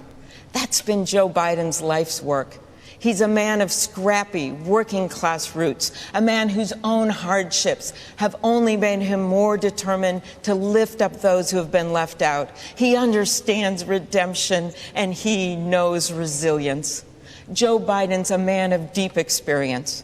Barack Obama, better known tonight as Michelle's husband, he leaned on Joe for his strength and decency, and you can too. You know, most candidates, when they end their campaign, that day is a hard one. For me, it was a moment filled with great joy because the day I ended my presidential campaign was also the day I endorsed Joe Biden. Joe ran for the same reasons I did when I announced my campaign in the middle of that blizzard on the banks of the Mississippi River. To cross the river of our divides, to bring this nation together, to be a president for all of America. As I said the day I endorsed him, if you feel stuck in the middle of the extremes in our politics, if you are tired of the noise and the nonsense, you have a home with me, and you have a home with Joe Biden. That's why I was so proud to stand with him then and across this great country. That's why we are all now standing united behind Joe and my friend Kamala. Our nation's motto is out of many, one. And as you're about to see, it's also the story of the Democratic primary. Thank you, America.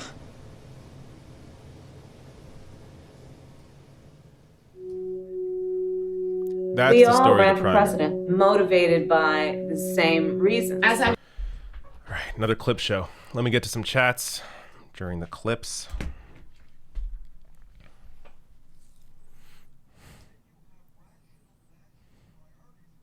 My nose is itching me. In case you're wondering, I keep scratching my nose. It is. Whenever I have certain foods, I think I'm like kind of allergic to bread. So when I eat a pizza, it's a problem. But that's what it is. Where did I leave off on these chats? Okay, I think I'm here.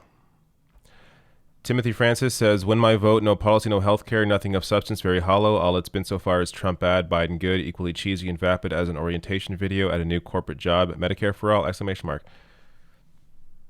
Excuse me. Toonsy says, I understand you want to put the task on the Dems or vote for lesser evil. If Dems fail, which they most likely will, then we are going to get a worse than Trump Republican 2024. Then what? Repeat?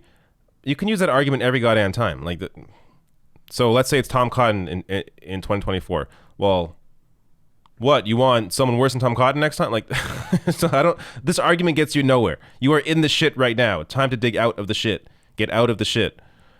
Jeremy Durr says, Gretchen didn't help the people of Flint. Willie Sullivan says, Witchmer. Adam Gray says, why didn't the oil industry bail out the auto industry? Health Start Sure sends super chat. Thank you. Gas Studio says, the fact that DNC brought in Republicans to talk more than AOC is proof the party is basically Republican light. I mean, it was already obvious, but yes. Yes, I agree with you. Michael Petty says, Joe Biden's platform. Oh, you know the thing. Davey Phi something says Whitmer won because her father was head of Blue Cross. Damn. Yeah, that was a horrible speech. Anyways, Willie Sullivan says, is it just me or does this whole thing not read like an after midnight infomercial? Judy McGraw says, John Kasich platitudes gave me cancer. Black Caucus says, my mom said, you're hot. Will you be my dad? No. But thank you for asking. Franco Fan says, thanks for your commentary, David. Health Start Sure says, sends a little super sticker here saying, #1 fan. Thank you. Thank you, Health Start. Paul Peak says, everyone, if you are young and healthy, volunteer to work at polling stations this year. Eric Esquivel says, I wonder which Democrats would be featured in the RNC if Bernie became president. Joe Biden? Yeah, Joe Biden would be the Republican in the DNC. The RNC. Yeah, you know what? I don't know. I think Joe Biden actually would back Bernie. Joe Biden's not as dirty as Hillary Clinton is. In that sense, in terms of dirty politics. He said he would back Bernie if he lost during the primary. I do believe him there. But yeah, you would probably see some Democrats. I don't know. It'd be tough though. What they likely would be doing, is he talking right now? To lead the most powerful nation on earth through a crisis. It's still a clip show? Still a clip show. I think what they would be trying to do right now is push for Michael Bloomberg. That's what they would be trying to do. I don't think they'd be backing Trump. I mean, Trump isn't like a George Bush in the sense that he can pretend like he cares about people. Donald Trump is just openly racist, xenophobic. Democrats would not get behind Trump. But there would be a contingent of Democrats, especially in national media, pushing for an independent run, for sure. Devin M says, "Wake me up, David." Lloyd Tucker says, "Quote: So I said I'd like to see how this mail-in ballot fares in a blizzard." Crickets, Klobuchar. I was waiting for Klobuchar to either drop that joke, but she dropped like 3 other jokes that were just fell flat, were horrible. But that's Klobuchar. She's kind of lame. J Rock says, "Snow woman." Then I said, "How would I?" Snow woman. Then I said, "How would your hair fare in the weather?" Pause for laughter. It's just 2 different people made the same joke in a row. That's pretty funny. Because that's pretty much how, that's what Klobuchar does every goddamn time. Says that same stupid joke. More than our next speaker, the Biden-Harris campaign's co-chair, Representative Cedric Richmond from New Orleans. How would your hair fare in a blizzard? Evil Longoria, how would your hair fare in a blizzard? That make your neighborhood feel like home. The barbershop, where you can catch up on the latest neighborhood news while you get your hair cut. The restaurant, where they know your order by heart. I don't know shit about this guy. This art studio, where a creative guy with a great idea and a ton of hustle turned an abandoned building into a second home for the entire community. Economists will tell you that small businesses like this one are critically important to our recovery. But they're also just plain important. Without them, the places we call home just wouldn't be the same. That's the thing Joe Biden understands that Donald Trump never has and never will. When we talk about the economy, it's not just about the stock market. It's about whether you can find work that really means something to you, instead of feeling like you're supposed to be grateful just to get a paycheck. It's about whether people who didn't inherit millions from their parents can build a business from the ground up and have a real chance to compete. And it's about whether in the richest country on earth, everyone, including women and people of color, feel included and empowered. Economists will also tell you that Joe Biden's plan to rebuild our economy will create millions of jobs. But Joe will tell you that his plan is about more than that, because he's seen the world from a different perspective than most politicians. He knows what it's like to live in a real neighborhood, not just penthouse apartments. He knows what it's like to take the train to work, not just a chauffeured limousine. That's why he looks at our economic challenges the same way working people do. And he'll solve them in a way that puts working people first. Joe Biden respects America's workers because he truly understands the dignity of work. It was mostly small talk when we first met. When I would... Yeah, I can't do music clips.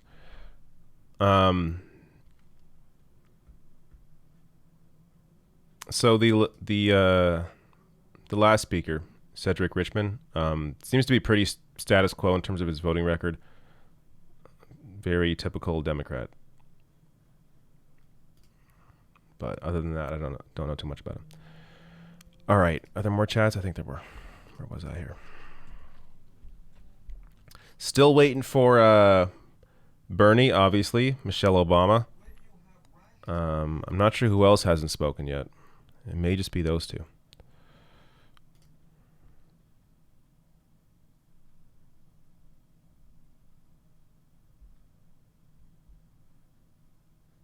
Fawn Joe says, Dole, can you shout out name is Anna Maria? Anna Maria, thank you for, is that your name or someone's name? But Anna Maria, cool. There's your shout out. Thank you for watching, Anna Maria. Davey says, I heard more talk of policy from Tima? I don't know what this is about. But thank you, Davey.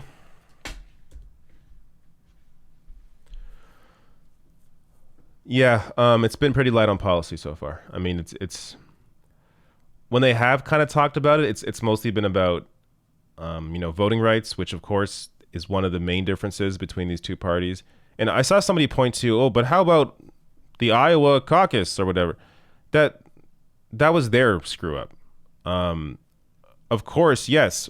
When you're talking about primaries and internal fights, 100%, yes. There is a wing of the party that's going to try and suppress the progressive vote, 100%. But overall voting rights in general elections, that's a different story. It's all about getting... there's a clear difference between the two parties when it comes to voting rights across the board.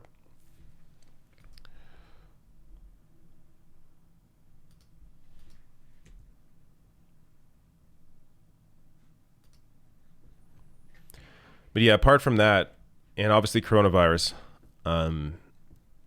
there hasn't been really a lot of specifics. But that's to be expected. That's what this party's about. And really, because it's Joe Biden, that's what he has to work with. Focus on Trump and his failures. I mean, if you're... Here we go. Our great nation is now living in an unprecedented moment. No intro for We're Bernie? facing the worst public health crisis in 100 years and the worst economic collapse since the Great Depression. We are confronting systemic racism and the enormous threat to our planet of climate change. And in the midst of all of this, we have a president who is not only incapable of addressing these crises, but is leading us down the path of authoritarianism. This election is the most important in the modern history of this country.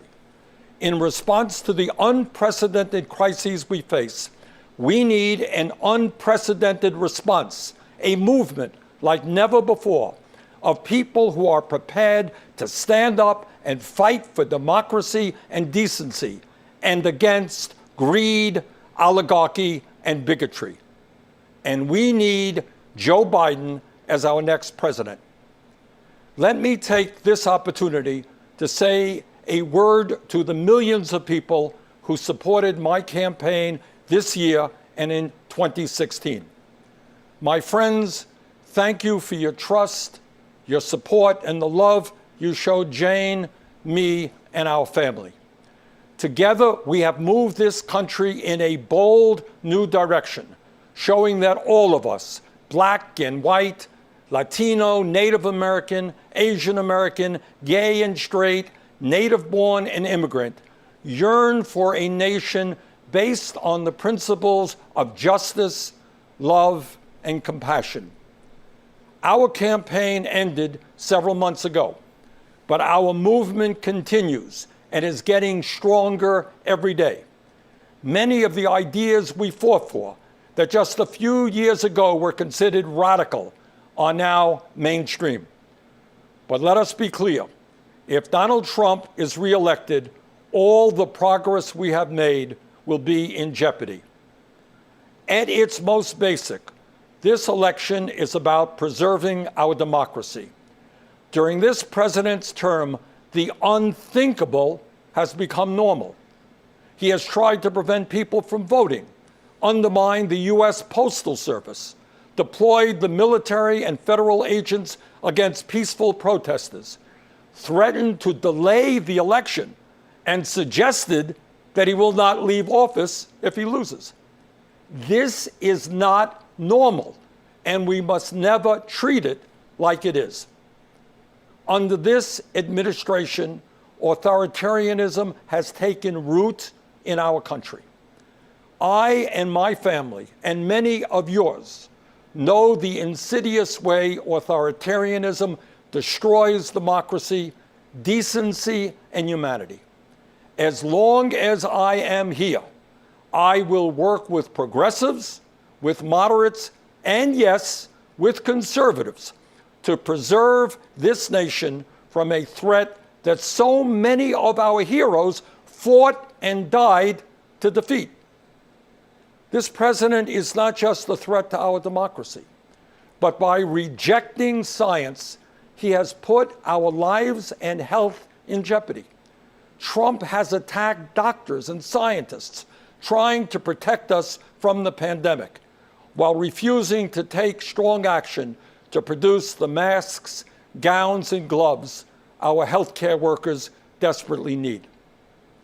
Nero fiddled while Rome burned. Trump golfs.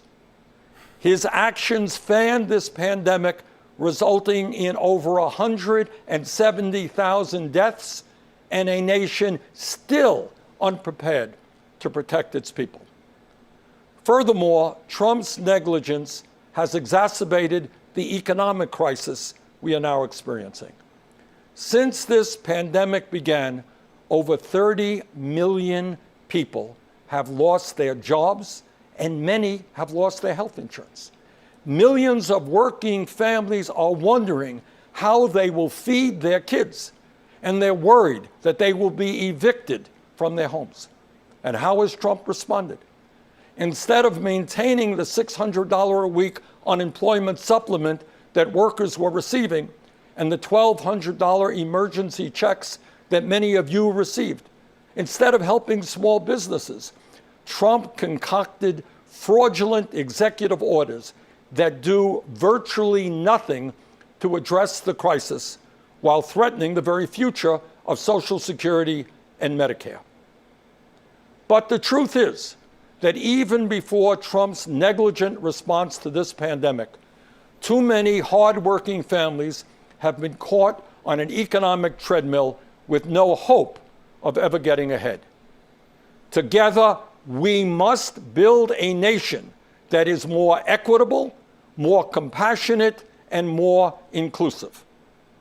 I know that Joe Biden will begin that fight on day one. Let me offer you just a few examples of how Joe will move us forward. Joe supports raising the minimum wage to $15 an hour. This will give 40 million workers a pay raise and push the wage scale up for everyone else.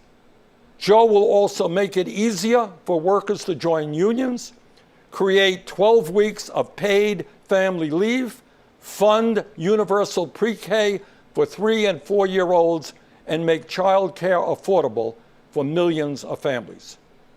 Joe will rebuild our crumbling infrastructure and fight the threat of climate change by transitioning us to 100% clean electricity over the next 15 years. These initiatives will create millions of good-paying jobs all across our country. As you know, we are the only industrialized nation not to guarantee health care for all people. While Joe and I disagree on the best path to get universal coverage, he has a plan that will greatly expand health care and cut the cost of prescription drugs. Further, he will lower the eligibility age of Medicare from 65 down to 60. To help reform our broken criminal justice system, Joe will end private prisons and detention centers, cash bail, and the school-to-prison pipeline. And to heal the soul of our nation, Joe Biden will end the hate and division Trump has created. He will stop the demonization of immigrants, the coddling of white nationalists, the racist dog whistling, the religious bigotry, and the ugly attacks on women. My friends, I say to you, to everyone who supported other candidates in the primary, and to those who may have voted for Donald Trump in the last election, the future of our democracy is at stake. The future of our economy is at stake. The future of our planet is at stake. We must come together, defeat Donald Trump, and elect Joe Biden and Kamala Harris as our next president and vice president. My friends, the price of failure is just too great to imagine. Thank you. Yeah, he was given 10 minutes.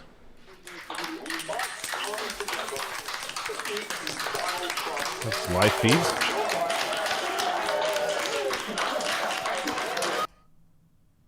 What the hell this is about? Okay. So he was given about 10 minutes, and that was solid. I think he focused a lot on what he should focus on. Trump being the disaster, Trump being a threat to democracy, Trump and his moves with the USPS and voting rights. I mean, that's the best argument. Like if you're talking about how to view the vote, you have to view it in terms of voting against Trump, because there's not much of an argument for Biden, though at the end Bernie does hit on some points that of course are worth mentioning. They're not as far as what Bernie would have done, but climate change, there was a clear difference between Trump and Biden on climate change. And Biden improved his climate change platform with the Joint Task Force. Again, no guarantee he's doing any of this, of course, but that's why Bernie also discussed the importance of building a mass movement. And this is the perfect time to build one when you put this crisis onto the Democratic Party. Like, this is how you wake people up to the failures of the Democratic Party if they don't stand up and actually fight for what's necessary. But $15 an hour, end of private prisons like Obama did, and then Trump reversed it.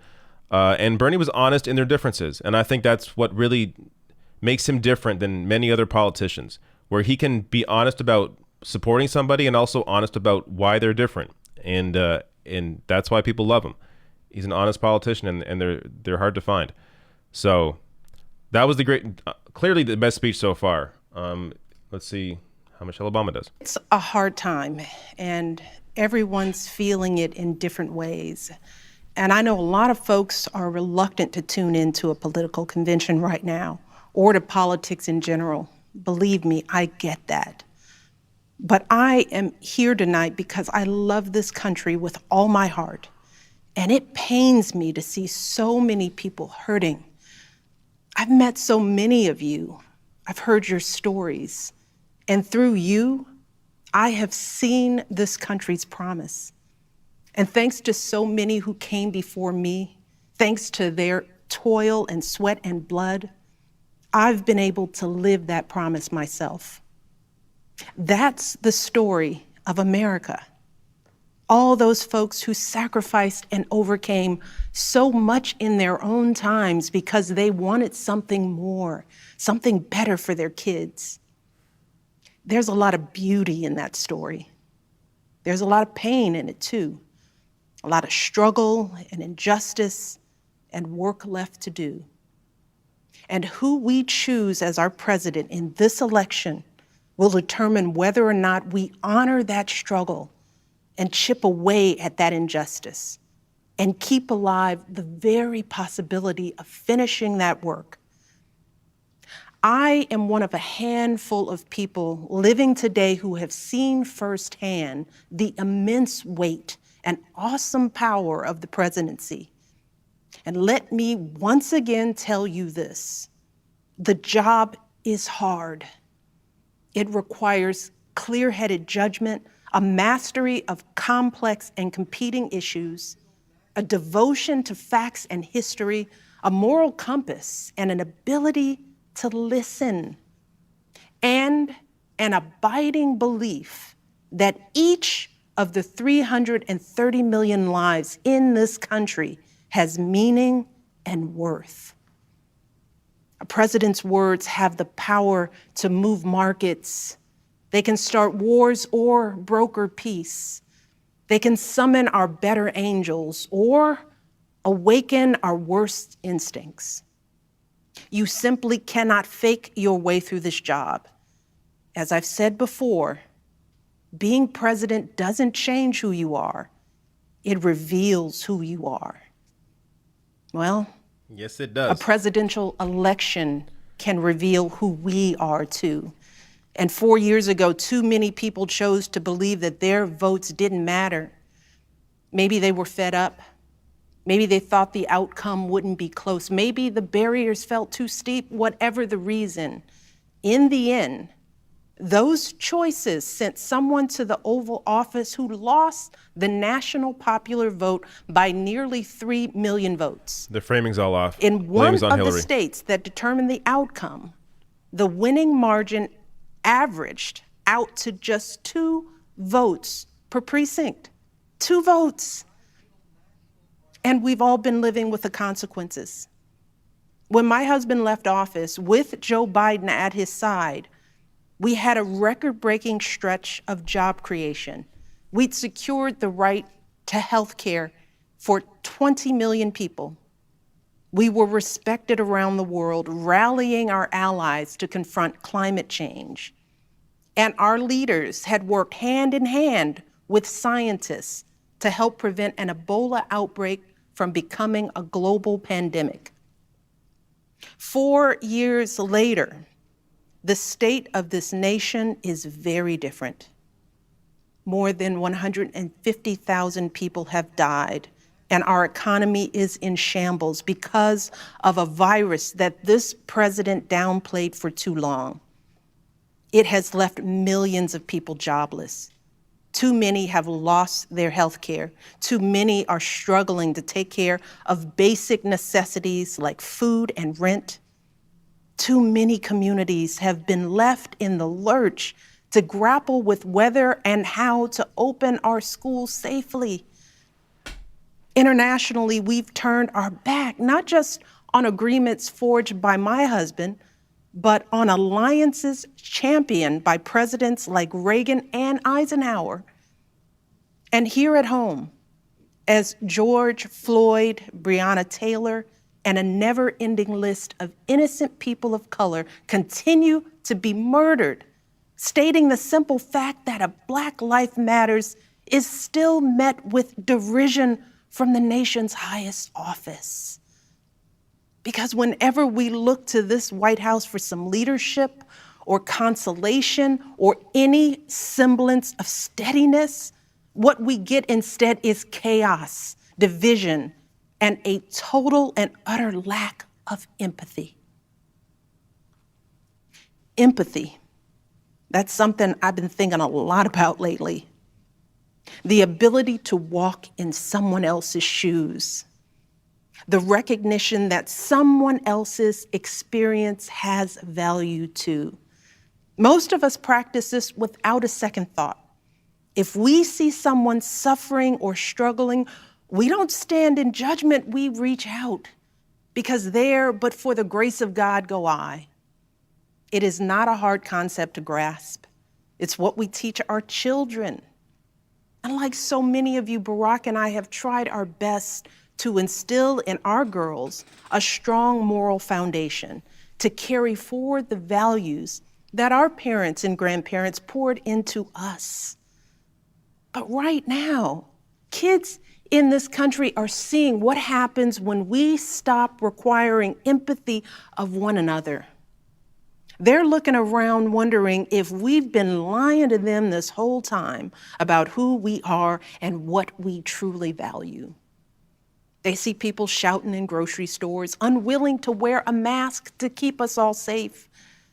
They see people calling the police on folks minding their own business just because of the color of their skin.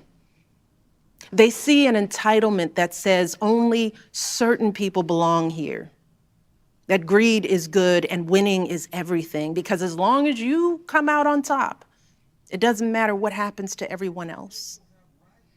And they see what happens when that lack of empathy is ginned up into outright disdain. They see our leaders labeling fellow citizens enemies of the state while emboldening torch-bearing white supremacists. They watch in horror as children are torn from their families and thrown into cages, and pepper spray and rubber bullets are used on peaceful protesters for a photo op. Sadly, this is the America that is on display for the next generation. A nation that's underperforming not simply on matters of policy, but on matters of character. And that's not just disappointing, it's downright infuriating. Because I know the goodness and the grace that is out there in households and neighborhoods all across this nation. And I know that regardless of our race, age, religion, or politics, when we close out the noise and the fear and truly open our hearts, we know that what's going on in this country is just not right. This is not who we want to be. So what do we do now? What's our strategy? Over the past 4 years, a lot of people have asked me, when others are going so low, does going high still really work? My answer, going high is the only thing that works. Because when we go low, when we use those same tactics of degrading and dehumanizing others, we just become part of the ugly noise that's drowning out everything else. We degrade ourselves. We degrade the very causes for which we fight. But let's be clear. Going high does not mean putting on a smile and saying nice things when confronted by viciousness and cruelty. Going high means taking the harder path. It means scraping and clawing our way to that mountaintop. Going high means standing fierce against hatred while remembering that we are one nation under God. And if we want to survive, we've got to find a way to live together and work together across our differences. And going high means unlocking the shackles of lies and mistrust with the only thing that can truly set us free, the cold, hard truth. So let me be as honest and clear as I possibly can. Donald Trump is the wrong president for our country. He has had more than enough time to prove that he can do the job, but he is clearly in over his head. He cannot meet this moment. He simply cannot be who we need him to be for us. It is what it is. Now, I understand that my message won't be heard by some people. We live in a nation that is deeply divided, and I am a Black woman speaking at the Democratic Convention. But enough of you know me by now. You know that I tell you exactly what I'm feeling. You know I hate politics, but you also know that I care about this nation. You know how much I care about all of our children. So if you take one thing from my words tonight, it is this. If you think things cannot possibly get worse, trust me, they can and they will if we don't make a change in this election.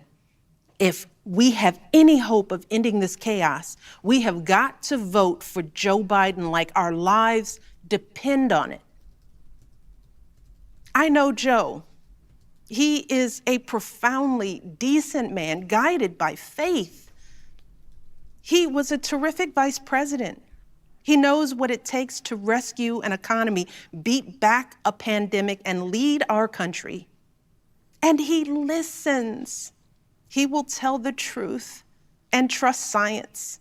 He will make smart plans and manage a good team.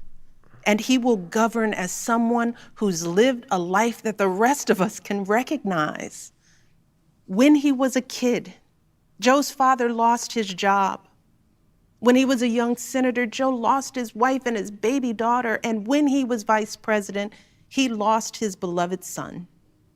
So Joe knows the anguish of sitting at a table with an empty chair, which is why he gives his time so freely to grieving parents. Joe knows what it's like to struggle, which is why he gives his personal phone number to kids overcoming a stutter of their own. His life is a testament to getting back up. And he is going to channel that same grit and passion to pick us all up, to help us heal and guide us forward. Now, Joe is not perfect, and he'd be the first to tell you that. But there is no perfect candidate, no perfect president. And his ability to learn and grow, we find in that the kind of humility and maturity that so many of us yearn for right now. Because Joe Biden has served this nation his entire life without ever losing sight of who he is. But more than that, he has never lost sight of who we are, all of us. Joe Biden wants all of our kids to go to a good school, see a doctor when they're sick, live on a healthy planet. And he's got plans to make all of that happen. Joe Biden wants all of our kids, no matter what they look like, to be able to walk out the door without worrying about being harassed or arrested or killed. He wants all of our kids to be able to go to a movie or a math class without being afraid of getting shot. He wants all our kids to grow up with leaders who won't just serve themselves and their wealthy peers, but will provide a safety net for people facing hard times. And if we want a chance to pursue any of these goals, any of these most basic requirements for a functioning society, we have to vote for Joe Biden in numbers that cannot be ignored. Because right now, folks who know they cannot win fair and square at the ballot box are doing everything they can to stop us from voting. They're closing down polling places in minority neighborhoods. They're purging voter rolls. They're sending people out to intimidate voters, and they're lying about the security of our ballots. These tactics are not new. But this is not the time to withhold our votes in protest or play games with candidates who have no chance of winning. We have got to vote like we did in 2008 and 2012. We've got to show up with the same level of passion and hope for Joe Biden. We've got to vote early, in person if we can. We've got to request our mail-in ballots right now, tonight, and send them back immediately. And follow up to make sure they're received, and then make sure our friends and families do the same. We have got to grab our comfortable shoes, put on our masks, pack a brown bag dinner, and maybe breakfast too, because we've got to be willing to stand in line all night if we have to. Look, we have already sacrificed so much this year. So many of you are already going that extra mile. Even when you're exhausted, you're mustering up unimaginable courage to put on those scrubs and give our loved ones a fighting chance. Even when you're anxious, you're delivering those packages, stocking those shelves, and doing all that essential work so that all of us can keep moving forward. Even when it all feels so overwhelming, working parents are somehow piecing it all together without childcare. Teachers are getting creative so that our kids can still learn and grow. Our young people are desperately fighting to pursue their dreams. And when the horrors of systemic racism shook our country and our consciences, millions of Americans of every age, every background rose up to march for each other, crying out for justice and progress. This is who we still are. Compassionate, resilient, decent people whose fortunes are bound up with one another. And it is well past time for our leaders to once again reflect our truth. So, it is up to us to add our voices and our votes to the chorus of history, echoing heroes like John Lewis, who said, "When you see something that is not right, you must say something. You must do something." That is the truest form of empathy. Not just feeling, but doing. Not just for ourselves or our kids, but for everyone, for all our kids. And if we want to keep the possibility of progress alive in our time, if we want to be able to look our children in the eye after this election, we have got to reassert our place in American history. And we have got to do everything we can to elect my friend Joe Biden as the next president of the United States. Thank you all. God bless. Okay. Then they have this clapping thing again. All right. That was a great speech. The problem, I'll get into more detail in a second. The problem is that that's not going to appeal to anybody who already isn't voting for Joe Biden. While you had Bernie Sanders there speak to the logical aspect of voting for Joe Biden, Michelle Obama spoke to the emotional aspect of voting for Joe Biden, or I should say voting against Trump. Spent most of her time there. Let me just see what half this is. Who will be leading us out of our nation out of the current crises on the economy, the pandemic, racial injustice, to listen and to learn about Joe Biden. Okay, so nothing. So Bernie gave the logical argument, the argument that I think can work on people who aren't already voting for Joe Biden. Michelle Obama gave this speech that, watch, I predict right now, Morning Joe, MSNBC, turn it on tomorrow morning. They're going to start with a clip from Michelle Obama's speech. It is tailor-made for the MSNBC audience. That is the speech that everybody who's already voting for Joe Biden, people that are already Democratic Party supporters, that's the speech that they're going to point to. And they're going to try or they're going to really focus on that speech, which of course was a great speech. But you know, almost every aspect of it, you could dig a little deeper and be like when she mentioned that, parents are getting through this without having any childcare. You could just think, well, Obama had a supermajority. Why didn't he guarantee people childcare? Like, there are aspects of that where you can just point out and really, I mean, showcase how in several ways the Obama administration failed that helped lead to Donald Trump. People voted for hope and change in 2008 and they did not get it. They got a president that once again was a representation of Wall Street, was a typical neoliberal Democratic president. And that took a lot of people down and caused them to be disengaged, disillusioned, disconnected from politics, from the Democratic Party. So to then put the blame on voters for not coming out in 2016 for Hillary Clinton, when Hillary Clinton didn't try to get those votes, when Hillary Clinton didn't campaign where she was supposed to campaign, it's just a completely backwards way of looking at voting. It is on the politician to try and win the voters. If they lose, it's their fault they lost. Now, of course, yes, I guess it's important to remind people the importance of voting, but I feel like people that are voting for Joe Biden already know this, and people that are not yet convinced are not going to be convinced by that argument because they've heard that argument a million times. You have to actually attempt to make a better argument, which is why my argument's always been, who would you rather fight? Would you rather fight Trump or would you rather fight Joe Biden?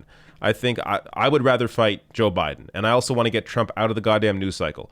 It's too much.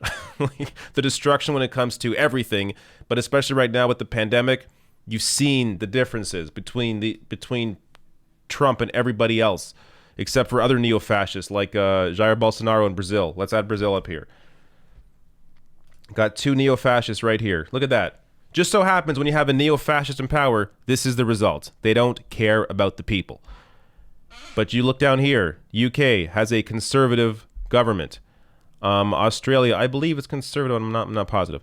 Canada has a liberal, a neoliberal. And everyone else has gotten the numbers down. Up here, they don't. So there is a clear difference when it comes to this, when it comes to voting rights. That is the logical argument to make, that you're voting against Trump, that you would rather fight Biden than fight Trump in terms of building a movement and mass mobilization and trying to get people out to support or trying to get politicians to support bigger issues like Medicare for all, canceling student debt, climate change initiatives. I mean, you can go down the list. But I don't know. This is just... They started off with... I forget her name now. Are they just replaying it? I think they're just replaying the same thing over and again. Yeah, they are. Okay. Well, there's no point to show this speech. But that's the difference. So let me just... I made some more notes here. I'll get to all the super chats as well before I get out. But yeah, so Michelle Obama discussing the cultural impact of Trump, how it's led to a lack of empathy in people, and I think that is true. You've seen a rise in hate crimes. I'm not sure if Obama mentioned that, but there has been a rise in hate crimes under Trump. And yeah, a lot of the points she made were bang on. But if you're trying to win people over who aren't already voting for Biden, I don't know if that speech did it. All right. Let me get to these chats.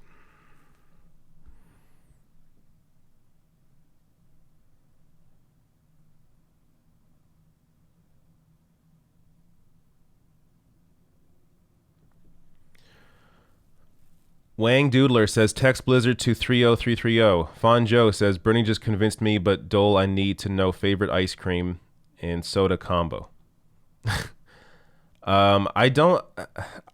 I haven't really had an ice cream float since I was a kid because they make me feel sick. Way too much sugar. And sugar and milk combined for my stomach? Are you kidding me? But separate, I like ice cream. I like vegan ice cream because I have issues with lactose. So I like, I don't know. I like all kinds of ice cream. Right now in the fridge, I have mango, I have chocolate, I have a really good vanilla bean ice cream. When I was a kid, I didn't get vanilla. Vanilla to me would seem like, why would I get the plain one? But as an adult, if you get a good vanilla ice cream, it's great. But I like variety. So in terms of ice cream, I can't choose one. I like variety. And in terms of soda, I stopped drinking soda, but if I was still drinking it, it would root beer has always been my soda. Fawn Joe says David Dole for Parliament. Wow, thank you. But no. Devin M says, damn, Sanders is really selling it. Hope 10% of this is true. Andrew Denhart says, I am so pissed that Bernie Sanders isn't the party's nominee that I'm sending David Dole money with the super chat instead. So when are we building a third party, a populist one? Check out Movement for a People's Party. They have a convention at the end of this month, and it's something to build towards. I mean, to give you an idea here, Cornel West is headlining the Movement for a People's Party convention, but guess what? He said on CNN that he's voting for Joe Biden. I covered that. You should watch that video. You'll get a better idea of why he said that and what his perspective is. So that's a recent video. You can... It's probably from a few days ago. I lose track of time at this point. I don't even know when I've shot certain videos. But look for that video. Anderson Cooper, Cornel West. It's a recent video. Check that out. Canadian Wolverine says, fine, vote Biden, but it's down ballot. That matters way more to get out corporate Dems and Republicans. Change the Senate and House to just Dems and Greens. Yes. Down ballot is very, very important. Omar Muhammad says, totally agree, David. Voting in a... By the way, also Canadian Wolverine... if you are voting for, if you're in the U.S., It appears that you've been convinced, so that's good to see. I'm glad you understand this is the best strategy. Omar Mohammed says, totally agree, David. Voting in a swing state and only expect a vote for Biden to be an attempt at damage control after 4 years of right-wing governance. Fawning Joe says, I'm only 23. I can't be Latino Bernie. I can't be Latino Bernie?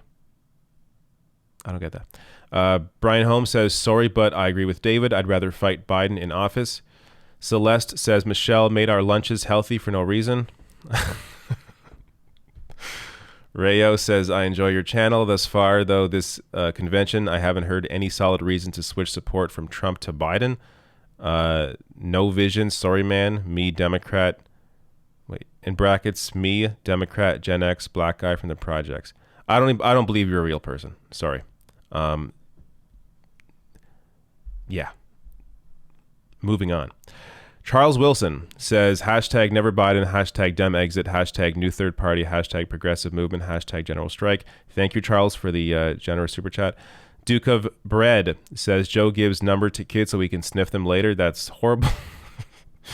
Robert Max says, or sends super chat. Thank you. Clay Turnbull sends super chat. Thank you. Dylan O'Leary says, every time they tell me voting third party is hopeless, makes me want to vote third party even more. Yeah, that was a dumb line. Michelle Obama is not going to win any people over by saying that. So yeah, I hear you there. At the same time, don't be so sensitive. So let's look at this both ways. Yes, dumb strategy to say that by Michelle Obama. Also dumb to feel offended by a simple comment like that. Myra D says, hee, the expression you made when Michelle said Joe would not lie was priceless.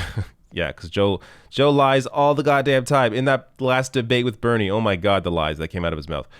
Tyler Cross says, I was hoping to see AOC, but sadly it's time for bed. AOC is, I believe, tomorrow or Wednesday. I forget which. Anthony Valenti, thank you for your super chat. One last refresh here before I go. It is late. I would like to sleep. That is the last one. Awesome. Thank you all so much for showing up. There's also a minute delay, so if you get one in late, I apologize. I did not get to it. Thank you so much for being here. And I do a live Twitch show in the morning, 10 a.m. to 11 a.m. Eastern Time, twitch.tv/The Rational National. Link is below the video. You'll see the Twitch link. Click that. Follow me on there. Check out the morning live show. It's a fun, kind of laid-back show. And yeah, hit like on this, subscribe, hit the bell icon right now. I see there's like about 2,000 of you in here. Hit subscribe, hit like, hit the bell notification icon. It helps me out. Just helps me out. Because YouTube suppresses left-wing voices, especially because we don't have the money to prop ourselves up. You'll see ads on my channel for right-wing YouTube shows. You will never see a single ad for a left-wing YouTube show because we don't have the money. They have billionaires. We got you. So this is why we need your support. This is why I appreciate your super chats. Thank you so much for all your generosity. Thank you for the new members that joined during the stream. Thank you for the patron as well. Patreon.com/The Rational National or therationalnational.com/join. It's the same, gets you to the same destination. So subscribe as a patron on there. Thank you all so much for showing up. I hope I'm not forgetting anything, but thank you. Also follow me on Twitter. There we go. At David Dole. Follow me on Twitter. All right. See you all tomorrow. Goodbye.